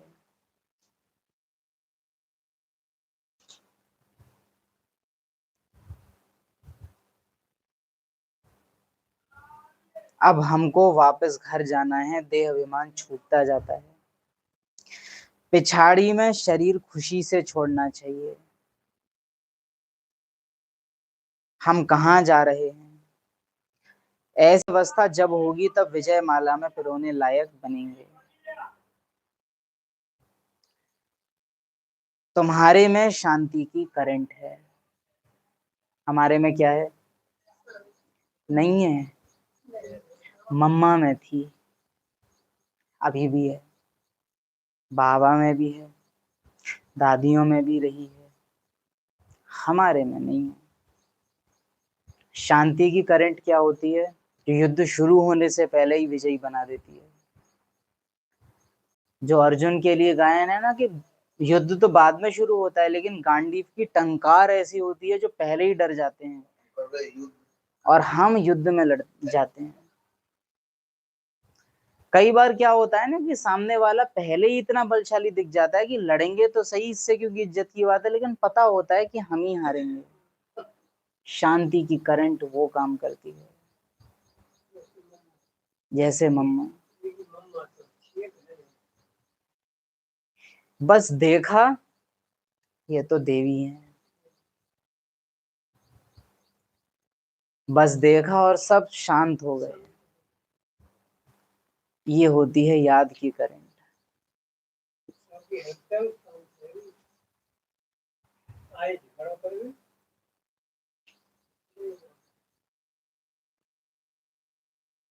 कोई भी आते हैं तो कहते हैं यहाँ शांति बहुत है। यह है रियल शांति। आत्मा शरीर से डिटैच हो जाती है। यहाँ हम आए हैं पार्ट बजाने, अब वापस घर जाना है। बाप कहते हैं मुझे याद करो और घर को भी याद करो। मुझे भी घर में याद करो। यहाँ तो मैं टेम्परेरी आता हूँ, जैसे तुम टेम्परेरी आते हो। तुरंत पलट के बाबा से बोलना चाहिए, हाँ बाबा, जैसे हम टेम्परेरी आते हैं वैसे ही आप टेम्परेरी आते हो।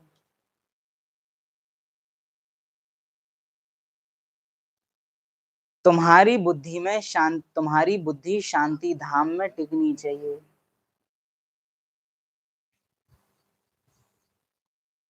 बाबा की याद में।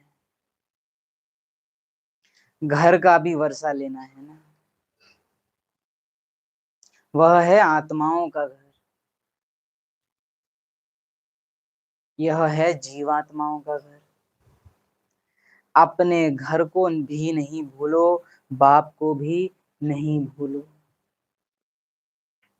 घर नहीं भूलेगा तो बाप अपने आप नहीं भूलेगा। कोई भी बात पूछनी हो तो तुम बाबा के पास आओ। तुम डरते क्यों हो? जरूर कुछ छुपा रहे हो, तभी तो डरते हो। कदम कदम पर पूछना है। पता है कि पूछूंगा तो बाबा मना कर देगा, इसलिए तो पूछते नहीं है।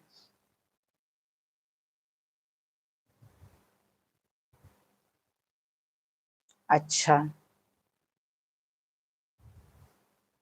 मीठे मीठे सिकिलदे बच्चों प्रति,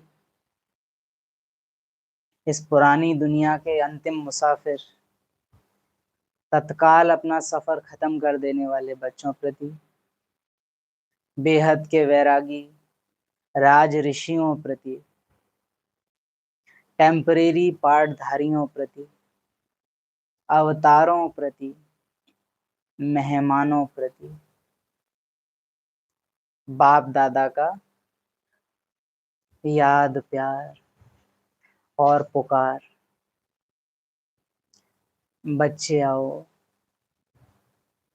आ जाओ।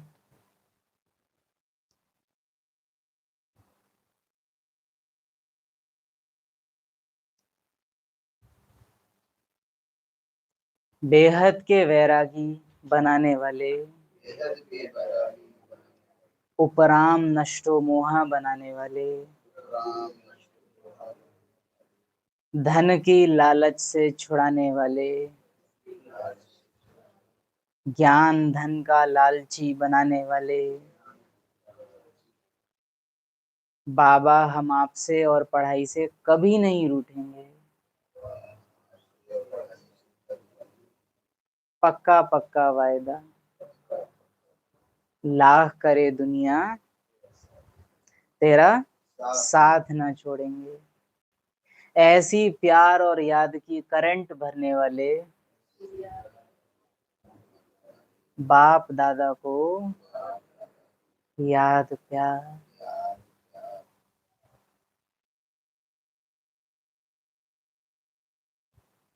ओम शांति।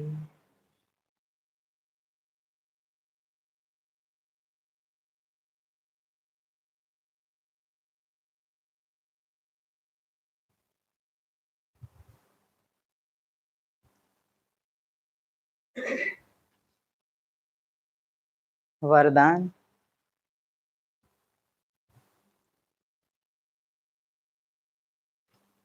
मालिकपन की स्मृति द्वारा हाईएस्ट अथॉरिटी का अनुभव करने वाले कंबाइंड रूपधारी भव। पहले अपने शरीर और आत्मा के कंबाइंड रूप को स्मृति में रखो। और ये कंबाइंड रूप ऐसा है कि मुझे हर समय पता रहेगा कि मैं आत्मा अलग हूं, क्योंकि शरीर आत्मा के जस्ट अपोजिट नेचर का है। बना ही ड्रामा के लिए है और ये बनी ही घर के लिए है।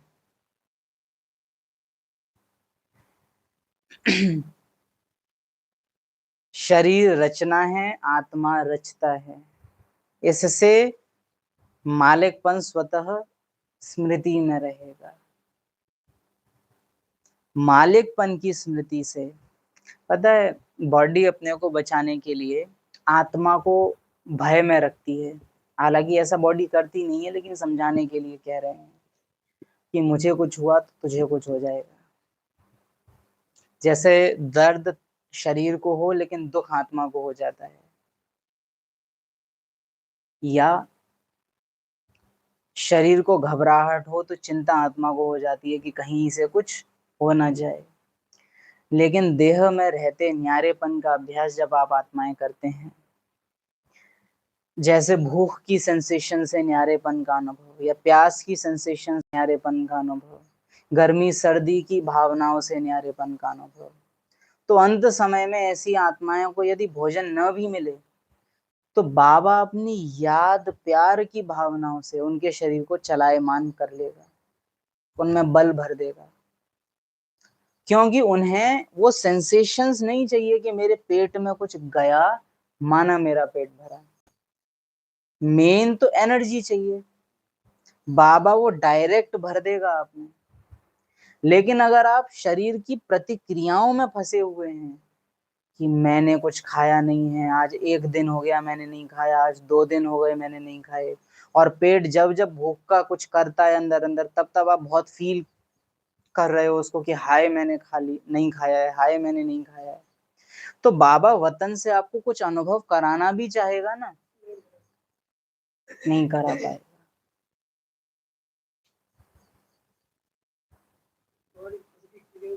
क्योंकि तुम्हारी खुद की फीलिंग जब तक पेट में कुछ स्थूल गया नहीं तब तक भरेगा नहीं। तो ये समझिएगा, देह सहित देह के सब संबंध, तो पेट से भी संबंध, तो फेफड़ों से भी संबंध, तो दिमाग से भी संबंध, तो खाल से भी, ये भी तो देह के संबंध है ना। अगर सांस लेते समय आत्मिक नहीं बनने का अभ्यास है, अगर भोजन खाते समय आत्मिक स्थिति का अभ्यास नहीं है, चलते फिरते आत्मिक स्थिति का अभ्यास नहीं है, तो बाबा विनाश काल में मुझे वतन का अनुभव नहीं करा पाएंगे।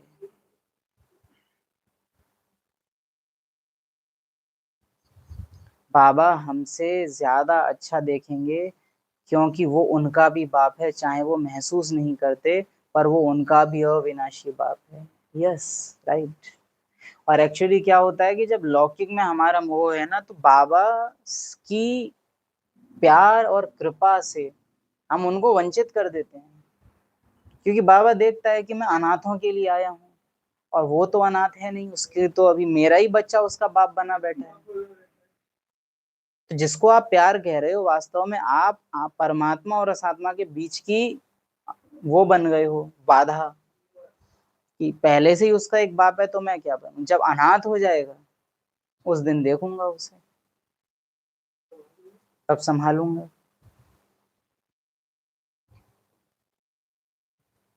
बाबा इसके लिए हमको अपनी बुद्धि ना चलानी पड़े, आपको अपनी रचना के लिए जो कराना हो इस तन द्वारा करा लेना, या किसी भी तन द्वारा कराना हो करा लेना। आपकी रचना है, क्योंकि आत्मा है, आपका बच्चा है। तेरा तुझको अर्पण, क्या लागे मेरा। लेकिन ये क्यों नहीं हो पाएगा पता है? क्योंकि ये करते ही अंदर की जो, अंदर एक बाप बैठा है, अंदर जो एक माँ बैठी है, वो मर जाएगी ये करते ही। बच्चा गया मतलब अब माँ खत्म, और वो माँ की पर्सनैलिटी, बाप की पर्सनैलिटी, पति की पर्सनैलिटी, पत्नी की पर्सनैलिटी मरना नहीं चाहती।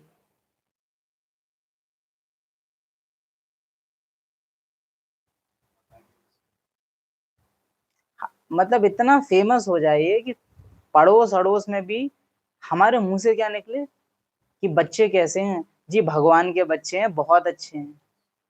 इतना वो मेरे अंदर चला जाए। जैसे आजकल होता है ना, कोई मुझसे पूछ रहा है, इतना नशा होता है कई बार भाई बहनों को हम देखते हैं कि पड़ोस में किसी ने पूछा आज क्या बना है, कहेंगे वो मेरा बेटा एयरफोर्स से आज आया है ना तो उसके लिए पनीर बनाया है। अब वो ये पूछ नहीं रही थी कि बेटा कहाँ नौकरी करता है, वो सिर्फ इतना पूछ रहे थे, लेकिन वो उत्तर इस तरह से दिया जाएगा क्योंकि नशा है कि सरकारी नौकरी है।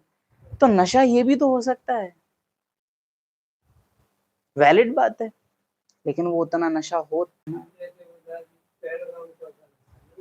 परम धाम का पता है, परम धाम का पता है, नशा है, चलना हो तो चलो। और चले गए वो पूरा परिवार समर्पित हो गया था। सोचो एक डायलॉग। तो कोई पूछे बच्चे बच्चे कैसे हैं, भगवान के हैं, अच्छे ही हैं और अच्छे ही होंगे। हमने चिंता करना छोड़ दिया है, फर्ज सारे निभा रहे हैं तुमसे अच्छे। बाकी चिंता हम नहीं करते क्योंकि हमारे नहीं है।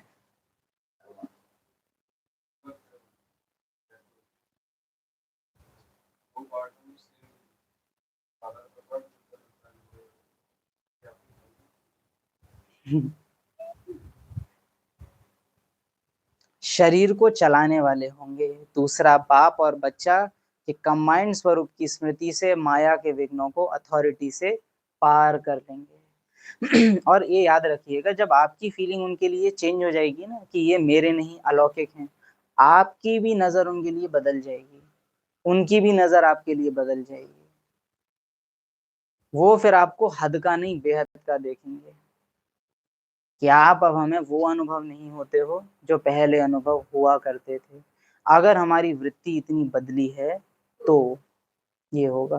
हो सकता है कई बार कि हम खुद इतने दुष्ट और अजीब से हो गए हों कि वो बोल रहे हो कि पहले आप थोड़े सामान्य लगते थे अब आप साइको लगते हो, तो उस कंडीशन में भी हम उनको अजीब लग सकते हैं।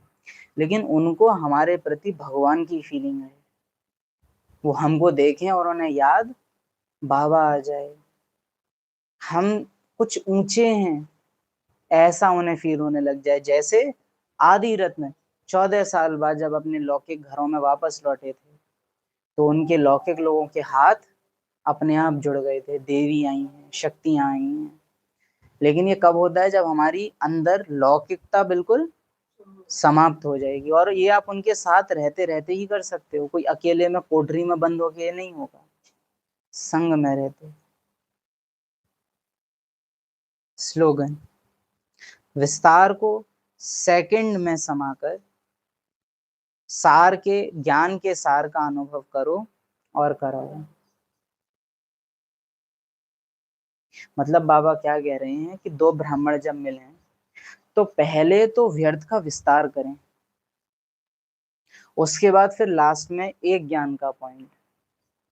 बाबा कहते हैं सब व्यर्थ है, इनमें क्या जाना, ऐसे क्या कि उसमें फुल स्टॉप लगाएं और ज्ञान का सार लग गया। ऐसे ही तो है ना। इस सारे संसार के व्यर्थ विस्तार जिसके लिए कई बार मुझे किसी दूसरे की भी जरूरत नहीं है, अंदर ही बहुत विस्तार हो रखा होता है। जहां दिखे विस्तार हो रहा है, फुल स्टॉप। चाहे वो बुद्धि के तर्क हो, चाहे वो मन के सुंदर विचार हो, चाहे वो पुराने आरामदायक संस्कार हों, तीनों अपने अपने रूप से आते हैं। मन मायावी सुंदर विचारों से आकर्षित करता है, बुद्धि तर्क और सुंदर सुंदर यादों के चित्र इस रूप से माया को आकर्षित कर आत्मा को आकर्षित करती है। और संस्कार आराम का लालच दिखाकर आत्मा को आकर्षित करते हैं। लेकिन आत्मा तीनों से न्यारी, बिंदु विस्तार को सार में समाये, संकल्प अतीत में आत्मा, विचित्र में आत्मा, बाबा ही मेरा संस्कार और उसी के जैसे मेरे संस्कार, ऐसी में आत्मा।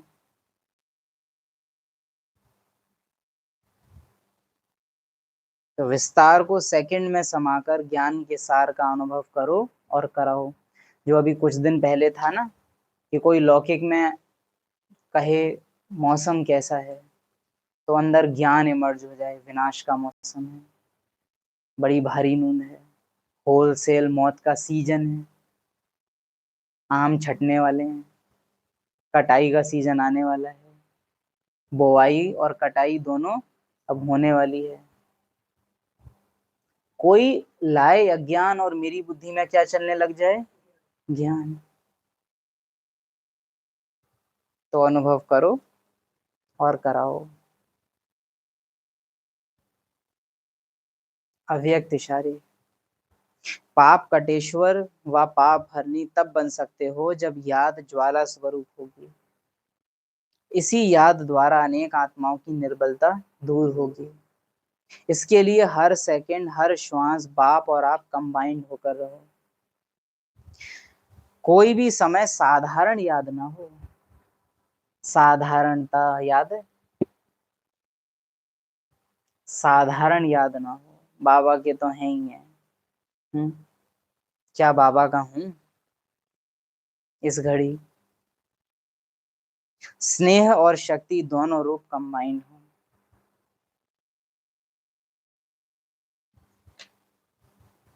ओम शांति। मुख्य पॉइंट पकड़कर चलना। देह सहित देह के जो भी तुम्हारे संबंध हैं सबको तोड़ माम एकम याद करो। ये दुनिया जो इन आंखों से देखते हो इनको भूल जाओ।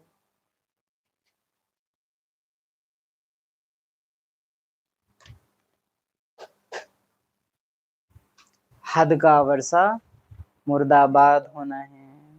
तुम्हारे बच्चे तुम्हारे वारिस नहीं बनेंगे। मेरे तक तो सारे बच्चे मेरे वारिस बन नहीं पा रहे।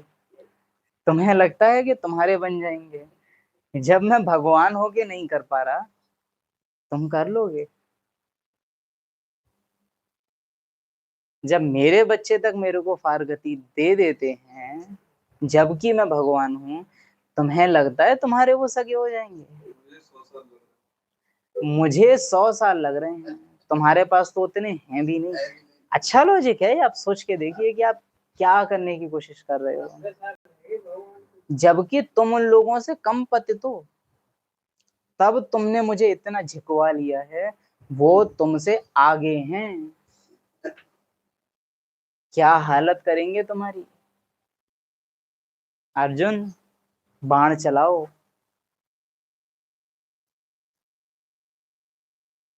अच्छा, 5 स्वरूप, 5 तत्व, 5 विकार।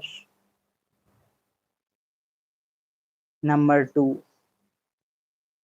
एक्चुअली तो ये ऐसे है कि नंबर 0 अनादि स्वरूप, नंबर 1, लेकिन हम करते उसी रीति से। नंबर 1 अनादि स्वरूप, सेकंड आदि देवता स्वरूप, देवताएं। आदि देवता स्वरूप जब हम कह रहे हैं तो इसका अर्थ क्या है। संगम युग में, संगम युग के आदि देवता स्वरूप का संगम युग में क्या यूज है।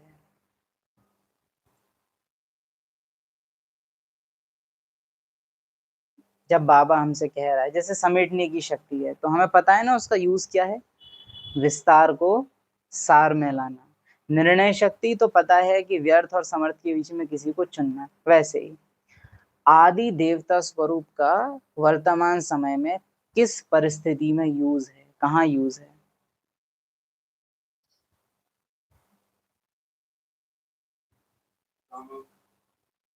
अरे वाह, हमें तो लगता था ये स्वरूप कहीं और पाताल वगैरह में, ड्रामा में यूज होंगे भाई सारे स्वरूप। तो कॉमन सेंस की बात है, पीछे तो नहीं यूज होगा।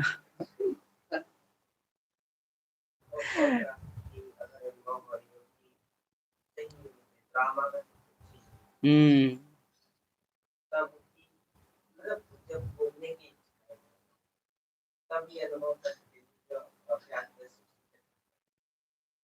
जब बहुत भोगने की इच्छा होता है, ड्रामा की चीज को लेने की इच्छा होती अप्राप्ति जब अनुभव हो तब अपना प्राप्ति संपन्न स्वरूप याद करो। एक्यूरेट आंसर है। जब भी अभाव महसूस हो तब अपना आदि देवता स्वरूप याद करो कि मुझ आत्मा ने ऐसा पार्ट बजाया है जहां मुझे किसी भी चीज की कमी नहीं रही है। इसका यूज कहाँ होता है? पर्सनल। देवता स्वरूप लगता है दूसरों के लिए। कई महाबुद्धिमान ब्राह्मण आत्मा ऐसा समझती हैं कि हम देवता दूसरों के लिए हैं, परंतु नहीं, देवता स्वरूप पर्सनली ब्राह्मण स्वरूप के लिए है। पर्सनली कैसे? ज्ञान में हम बाहर के पड़ाके खा नहीं सकते। मन कर रहा है, जीभ चलाए माने स्वादिष्ट पड़ाके खाने के लिए। क्या याद करो? एक समय ऐसा पार्ट बजाया है जब 56 भोग सामने हैं और तो भी कुछ खाने की इच्छा नहीं है। तो ये पतित 2 कौड़ी के पड़ाके मुझे आकर्षित कर रहे हैं। हाँ? कौन रही हूं मैं आत्मा? कौन? सर्व प्राप्ति संपन्न, जहां पूरी प्रकृति मुझे आकर्षित करने को तैयार है, लेकिन मेरा आकर्षण कहीं नहीं है। कहीं नहीं है। कहीं देखो बीमारी आ गई, अरे बीमारी क्यों हो गई? मुझ आत्मा ने 21 जन्म ऐसा पार्ट बजाया है जो कोई रोग न तन का न मन का मेरे करीब आया है। तो अब अगर ड्रामा में चेंज आया भी है तो मैं चिंता क्यों करूं? निरोगी कंचन काया मुझ आत्मा की रही है। कभी रूप को लेके फोबिया आए कि हाय ये मेरे से ज्यादा सुंदर है, ये मेरे से कम सुंदर, तब ऐसा मेरा पार्ट रहा है जो भगवान कहता है कि अगर कृष्ण यहाँ आ जाए तो सब दीवाने हो जाएं उसके। बाबा ने यहाँ तक कहा है कि मुझे छोड़ दोगे तुम अगर कृष्ण तुम्हारे सामने आ जाए तो। वो बात अलग है कि कृष्ण ने सब कुछ छोड़ दिया अपना मेरे लिए, लेकिन इतना सुंदर रूप बाबा कहते हैं कि उसके पीछे आदि देवता स्वरूप का यूज कुछ बहुत वैसा नहीं है, कुछ बहुत बड़ा महान, लेकिन आदि देवता स्वरूप जहां जहां आत्मा को ड्रामा में हद की आकर्षण आकर्षित करे, लौकिकता में जहां जहां अभाव है, जहां जहां कुछ कमी रह गई है और वो मुझे आकर्षित करे, लौकिकता मुझे खींचे, वहां वहां आत्मा याद करे अपने आदि देवता स्वरूप को कि मुझ आत्मा ने अपने भाग्य से ऐसी प्रारब्ध पाई है जो कोई कमी नहीं रही है। समझो संतान से दुख मिल रहा है, कुछ नहीं किया, याद करो सतयुग में संतानें कैसी होंगी? एकदम आज्ञाकारी, एकदम आजाद, कोई किसी के ऊपर बंधन ही नहीं है। संबंध दुख दे रहे हैं, सतयुगी संबंधों को याद करो कितने मधुर होने वाले हैं। यहाँ का मौसम दुखी करे, सतयुगी मौसम याद करो। क्योंकि प्रैक्टिकली समझना, सबसे अच्छा तो ये है कि आप सीधे अनादि स्वरूप में चले जाओ कि मैं आत्मा तो मौसम के प्रभाव से ही न्यारी हूँ, लेकिन ये करना मुश्किल होता है, इतना सहज आप कर नहीं सकते। लेकिन आदि देवता स्वरूप मौसम को सीधे मौसम से कनेक्ट कर लेना कि यहाँ कैसा है। आज भी बाबा ने कहा ना, आज तुम कैसे हो और कल तुम क्या होंगे। बाबा कॉन्ट्रास्ट कराता है, आज तुम कहाँ हो, कल तुम कहाँ होंगे। सतयुग में जब भी कोई स्थूल लौकिक हद की चीज दुख देवे या नाराज करे या निराश करे, तब उस बेहद की दुनिया को, संपन्न प्राप्ति स्वरूप दुनिया को याद करो। ऐसी दुनिया मेरे लिए ही इंतजार कर रही है, वहां पाठ बजाना है मुझे जीवन मुक्ति का। और लालच जहां आए ना, विशेष हम कहेंगे लालच, हवच, आसक्ति और लोभ जहां आपको अट्रैक्ट करे, उसका संपूर्ण स्वरूप से हल कर देने वाला है आदि देवता स्वरूप। क्योंकि आप याद करो सब कुछ है सतयुग में, लेकिन कोई इच्छा नहीं है। बाबा ने एक मुरली में बोला था, अभी इच्छा है खाने की तो भोजन नहीं है, तब भोजन होगा लेकिन खाने की इच्छा नहीं होगी। हमको लगा था वंडर, तो मतलब सबसे बढ़िया तो त्रेता और द्वापर होगा, तब थोड़ी भूख भी होगी खाने की इच्छा भी होगी, बीच का है थोड़ा। खैर मजाक की बात अलग, बट प्रैक्टिकली ये अंडरस्टैंड करना है कि आदि देवता स्वरूप जो संगम युग में जहां जहां मुझे लालच आकर्षित करे, आसक्तियां मुझे खींचे, मुझे अपना वो प्राप्ति संपन्न स्टेज याद करनी है, भरपूर दुनिया याद करनी है, और फिर ये भी इमर्ज करना है साथ में कि इसकी मुझे कोई आकर्षण थी नहीं, वो दुनिया मुझे आकर्षित कर नहीं पाई जबकि इतनी आकर्षक थी। तो फिर इस कलयुगी दुनिया में जहां कोई आकर्षण है ही नहीं, वहां मैं क्यों आकर्षित हूं? है ना? ये आपको प्रैक्टिकल में यूज करना है आदि देवता स्वरूप का। पॉइंट्स ले सकते हैं, हाँ बिल्कुल ले सकते हैं। तो आप बताइए, आपने जब विचार सागर मंथन किया था तो क्या सोचा था? आदि देवता स्वरूप का कनेक्शन किस विकार से होगा और क्यों सोचा था?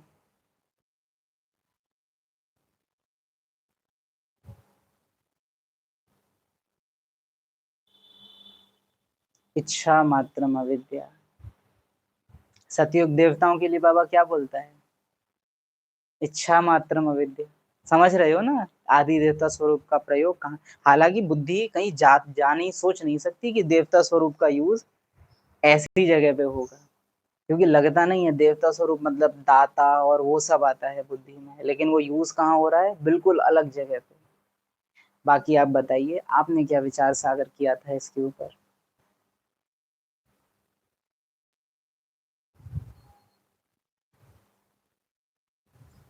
शांति की करंट अनुभव कर रहे हैं। हमें लोग का लगा था आज जब लोग आज हमें लोभ और मोह भी आया था, कहीं ना कहीं सबसे पहले ये आएगा। खुद या अहंकार तब हो सकता है जब कुछ ना कुछ ऐसा हो जो नहीं होगा, जो कि सत्य में नहीं होगा, जैसा नहीं होगा, तो कहीं ना कहीं लोभ और मोह। एक्यूरेट। लोग का देखिए, कहीं ना कहीं आसक्ति या इच्छा ही मोह को जन्म देती है। बाबा ने भी मुरली में जो ट्रेजेक्टरी बताई है कि विदाउट लोभ आप में मोह नहीं आ सकता। माँ की पहचान जिंदा करने का लोभ ही मातृत्व का मोह जगाता है। तो जहां लालच नहीं है वहां मोह भी नहीं होगा। जहां लालच है, इच्छा है, वहां मोह कि ये मुझसे दूर ना हो जाए, ये मुझसे दूर ना हो जाए से पहले ये मेरा है, ये किया होगा, ये मेरा है से पहले ये मेरा हो जाए, ये इच्छा रही होगी। तो आदि देवता स्वरूप मुख्य रूप से किससे मुक्त करने वाला है? लोभ से। और लोभ से मुक्त कर देगा तो मोह का विनाश अपने आप हो जाएगा, क्योंकि देवताएं मोही नहीं है। बाबा क्या बोलते हैं? शरीर भी कैसे छोड़ते हैं? जैसे मक्खन से बाल। वो नहीं सोचेंगे कि नारायण जा रहा है मेरे पीछे, राज्य अच्छे से, ऐसा कुछ भी नहीं होगा। दृष्टि भी नहीं देंगे वो, अच्छा चलता हूँ, मूर्ति बना लेना, नथिंग, आराम से शरीर छोड़ देंगे, पता भी नहीं है किसी को। कितनी मतलब सोचो ना, बाबा बोलते हैं यहाँ तो 13 दिन तक रोते रहते हैं, वहां किसी को फर्क भी नहीं पड़ता है कि अव्यक्त हो गए, अब नया पार्ट खुलेगा। पता है आत्मा एक शरीर छोड़ नए पार्ट में जाएगी। भरपूरता है वहां। पहले से मालूम है, हम्म। आयु होती है तो अंदाजा होता है पहले से ही जो है। आपका भी लोभ था, वंडरफुल। हम्म। उल्टा दूसरा हम कहेंगे क्योंकि वहां आत्मिक प्यार है, तो आत्मिक प्यार के कारण वहां आत्माओं को कहीं ना कहीं फीलिंग में ये पता होगा कि ये आत्मा अब यहाँ जाकर के पार्ट बजाने वाली है, क्योंकि आत्मिक प्यार के कारण उनका कनेक्शन बॉडी से कभी होता ही नहीं है, उनका स्नेह होता ही है आत्मिक। तो आत्मिक प्यार होने के कारण आत्मा आत्मा को जानती है कि यह आत्मा वहां जाने वाली है पार्ट बजाने। तो बहुत नेचुरल है वहां इस मामले में दुनिया, बहुत नेचुरल। जैसे यहाँ तो बहुत रेयर बात हो जाती है कि एक जन्म के बाद दूसरे जन्म में आत्मा को अपना पिछला जन्म याद है, ये रेयर बात है। बट सतयुग में ये कोई बहुत रेयर बात नहीं होगी, बड़े आराम से। हाँ, बाबा ने बोला हुआ है कि देवताएं शरीर छोड़ते हैं, उनको पहले से पता होता है कि वो कहाँ जाने वाले हैं, और जो उनके वेरी क्लोज वंस होंगे उनको भी पता होगा कि ये आत्मा कहाँ जाकर पार्ट बजाने वाली है। ब्राह्मण स्वरूप उसने ये संस्कार वहाँ पर कहीं हाँ। आपको ड्रामा पर पूर्ण विश्वास एकदम वो वहाँ दिखता है यस, भले में संकल्प नहीं करें बट ड्रामा को एक्यूरेट जो किया है वो संपूर्ण निश्चय बुद्धि। दूसरा, ऐसे, खैर ये एक एक्स्ट्रा चीज है, बाबा ने ऐसे नहीं बताया है, बट बुद्धि ये भी कहती है कि वहां शरीर भी मतलब इतने पावन हैं कि वहां पर शरीर का अंतिम संस्कार करने की भी जरूरत नहीं पड़ेगी। जैसे बाबा ने वहां पेड़ उगने का प्रोसेस कैसा बताया है कि बीज फेंकेंगे और कुछ मिनटों में पेड़ उग जाएगा। इतना फास्ट प्रोसेस बाबा बताते हैं कि बीज डाला और विद इन सम टाइम पौधा उगना शुरू हो गया। इतनी पावन और उपजाऊ जमीन वहां है कि डाला और उगा। हाँ, मरघट नहीं होंगे। तो क्या समझता है, क्या समझ में आता है कि मतलब शरीर बस प्रकृति में रखा हुआ है और अपने आप विद इन कुछ ही समय में वो डिकम्पोज हो जाएगा। दुर्गंध वहां है नहीं, सड़ने का प्रोसेस वहां है नहीं, क्योंकि किसी भी चीज में जड़ता नहीं है। जहां जड़ता नहीं है वहां सड़ना नहीं होगा, जहां सड़ना नहीं है वहां जलना नहीं होगा। सतयुग में अग्नि तत्व आग के रूप में है ही नहीं, अगर आप नोटिस करो तो। धूप के रूप में है, ताप के रूप में नहीं है, ऊष्मा के रूप में है, गर्मी के रूप में नहीं है। जैसे देवताएं आग पे भोजन नहीं पकाएंगे, फल पके पकाए नेचुरली उनको इतना तैयार मिलेंगे कि उन्हीं को कुछ काट के मिला मिला के कुछ तो डिशेस वो बना लेंगे। अग्नि का यूज देवताएं नहीं करेंगे। रही बात रोशनी करने के लिए, तो बाबा ने बोला हुआ है चांद की रोशनी रात में, सूरज की रोशनी दिन में, बाकी महलों में हीरे लगे हुए होंगे। वो सतयुग वाली मुरली जो 80s और 81 की शायद वो मुरली है, कि डायमंड ही इतना ग्लो करते हैं कि जरूरत ही नहीं है। तो सतयुग फायरलेस वर्ल्ड है, वहां अग्नि तत्व नहीं है। और वैसे भी इतिहास में आप जानते हो ना, मनुष्यों ने आग की खोज की, तभी तो वो खोज करेंगे पत्थर रगड़ रगड़ के, क्योंकि 2500 साल एक ऐसी सभ्यता चली है जिसको आग की जरूरत ही नहीं पड़ी। भोजन खाएंगे लेकिन उनको कच्ची सब्जियां, वहां कच्चा कुछ भी नहीं है। सूरज सब कुछ पका के दे रहा है, क्योंकि प्रकृति, ये वो आत्माएं हैं जिन्होंने प्रकृति की बहुत सेवा की है। अब प्रकृति इनको बहुत सेवा करेगी। खाना अर्थात लौकी, अनाज वहां है ही नहीं। यस, वहां अनाज है ही नहीं, घी है, अनाज नहीं है। पर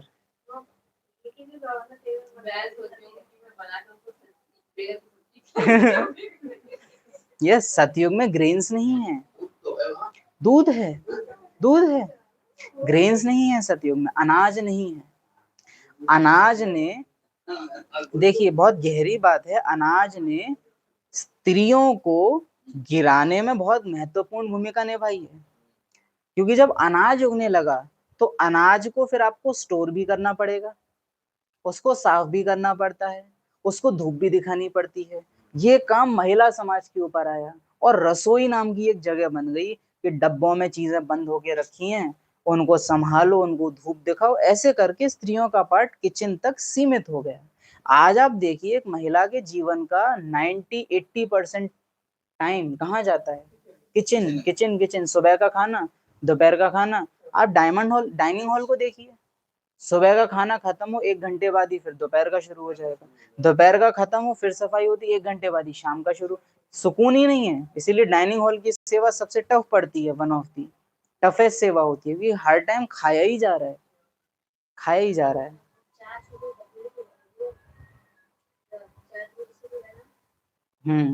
तो सतयुग, त्रेता की दुनिया फायरलेस वर्ल्ड है, वहां अग्नि तत्व का काम नहीं है, न ग्रेन्स हैं, वहां फल हैं।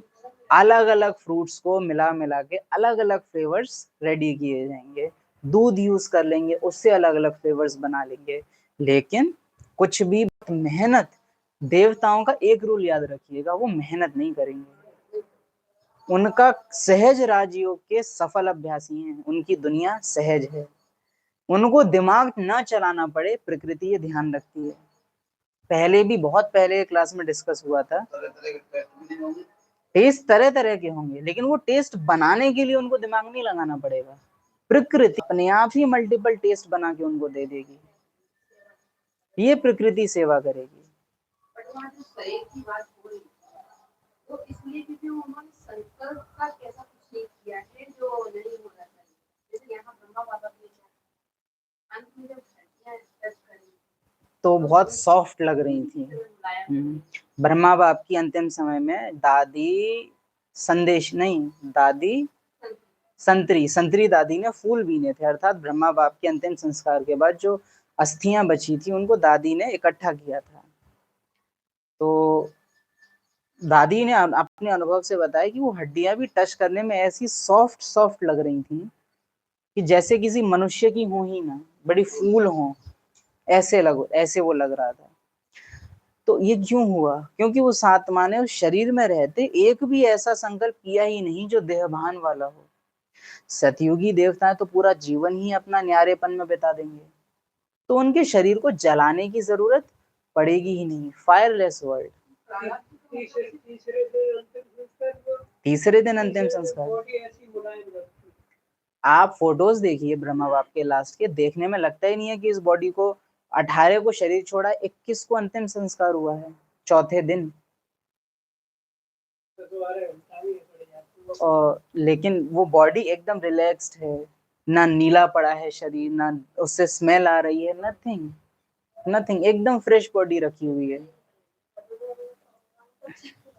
हाँ, तो सोचिए कि यहाँ ब्रह्मा ने जबकि केवल 33 वर्ष ही तो अलौकिक रहे, बाकी पूरा जीवन तो लौकिक ही था।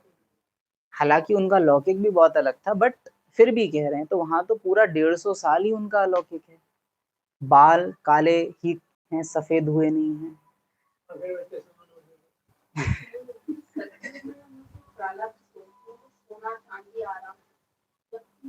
वहाँ जो है ना, यहाँ जो हमने किया वही है जो हमारे यहाँ का अंतिम सेम है। यहाँ का अंत वहाँ की आदि है, यहाँ का आखिरी कदम से वहाँ के पहले कदम की नेचुरल शुरुआत है। तो हम क्या कर रहे हैं, हमारा आदि कहाँ जा रहा है, वही वहाँ आदि। अंतमति सो आदि की पहली गति, वही होना है। Last impression will be the first impression, जैसे होता है ना, first impression is the last impression और last impression is the first impression. ऐसी वो दुनिया होने वाली है। तो आदि देवता स्वरूप का कनेक्शन लोभ और मोह से है।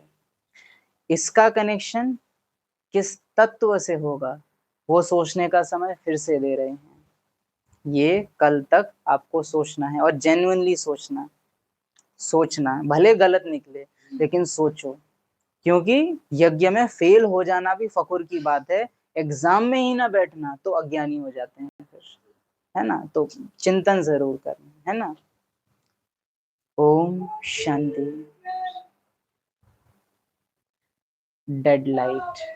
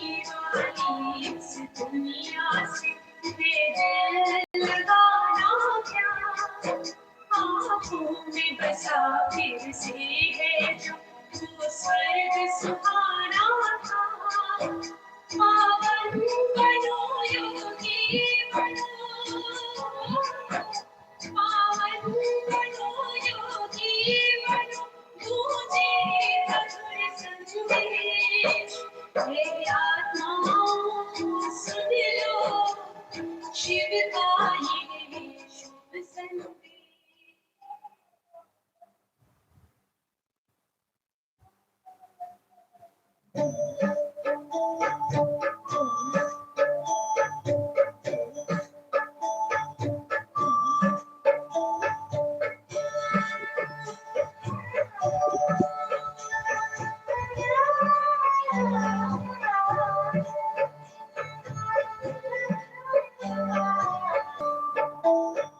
जी करता है बाबा हम पास तेरे आए,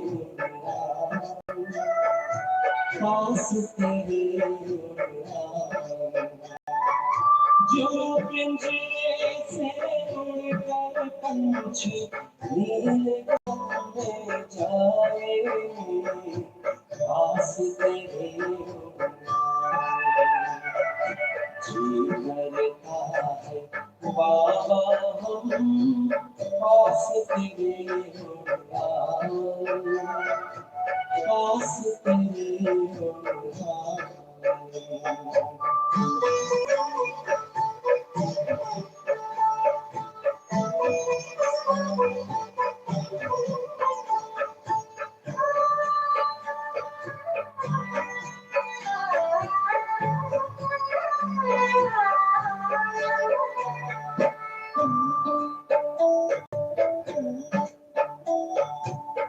कोई शैला आती है अब, याद घर की आती है, करे इशारा तेरे तुम्हारे, जैसे हमें बुलाती है। तेरी याद में साथ हूँ तो साही बन जाए, पास तेरे आए, पास तेरे आए।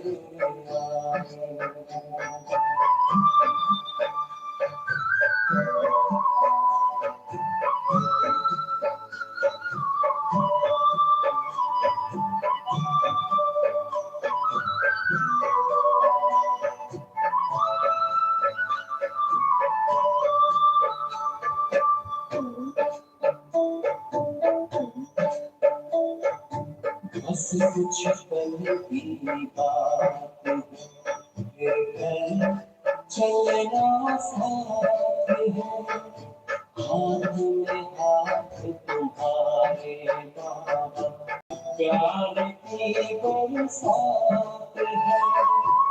संग में तुम्हें संग में तेरे, हर पल में गम मनाए, पास तेरे आए,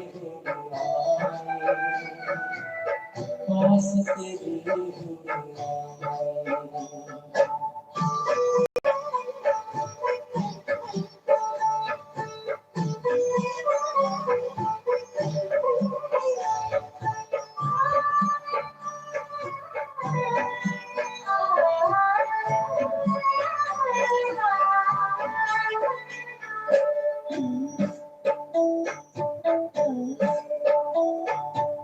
अंबर से पार है, मणियों का आधार है, परम शांति विश्राम यहाँ पर, ज्योति का भंडार है। परमानंद सदा नैनों से वसुधा पर चल पाए, पास तेरे आए। जी करता है बाबा हम पास तेरे आए, पास तेरे आए। जो पिंजरे से उड़कर पंछी नीले गगन में जाए, पास तेरे आए। जी करता है बाबा हम पास तेरे आए, पास तेरे आए।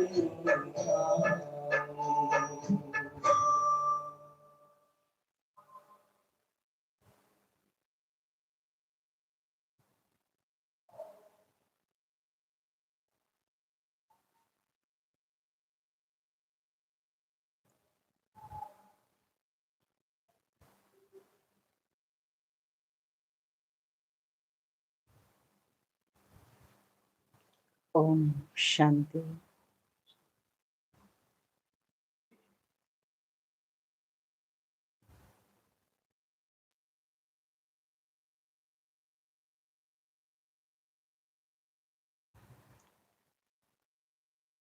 कोई शय ना भाती है,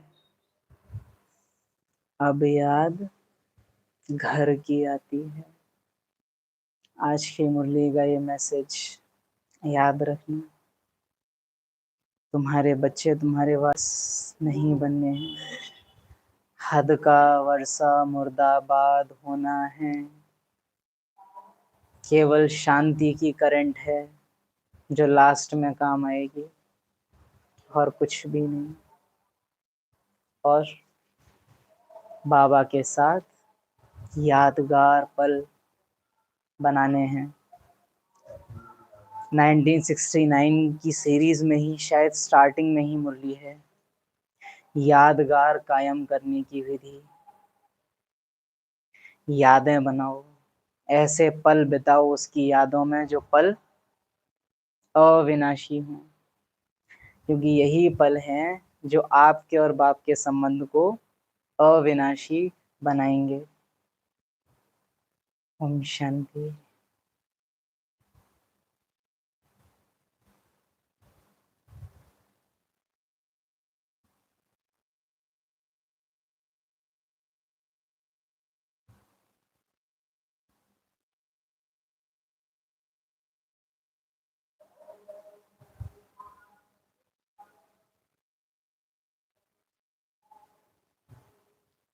प्रताप सिंह जी ने ग्रुप ज्वाइन किया हुआ है ना, जो व्हाट्सएप पे बना हुआ है, ज्वाइन किया हुआ है ना?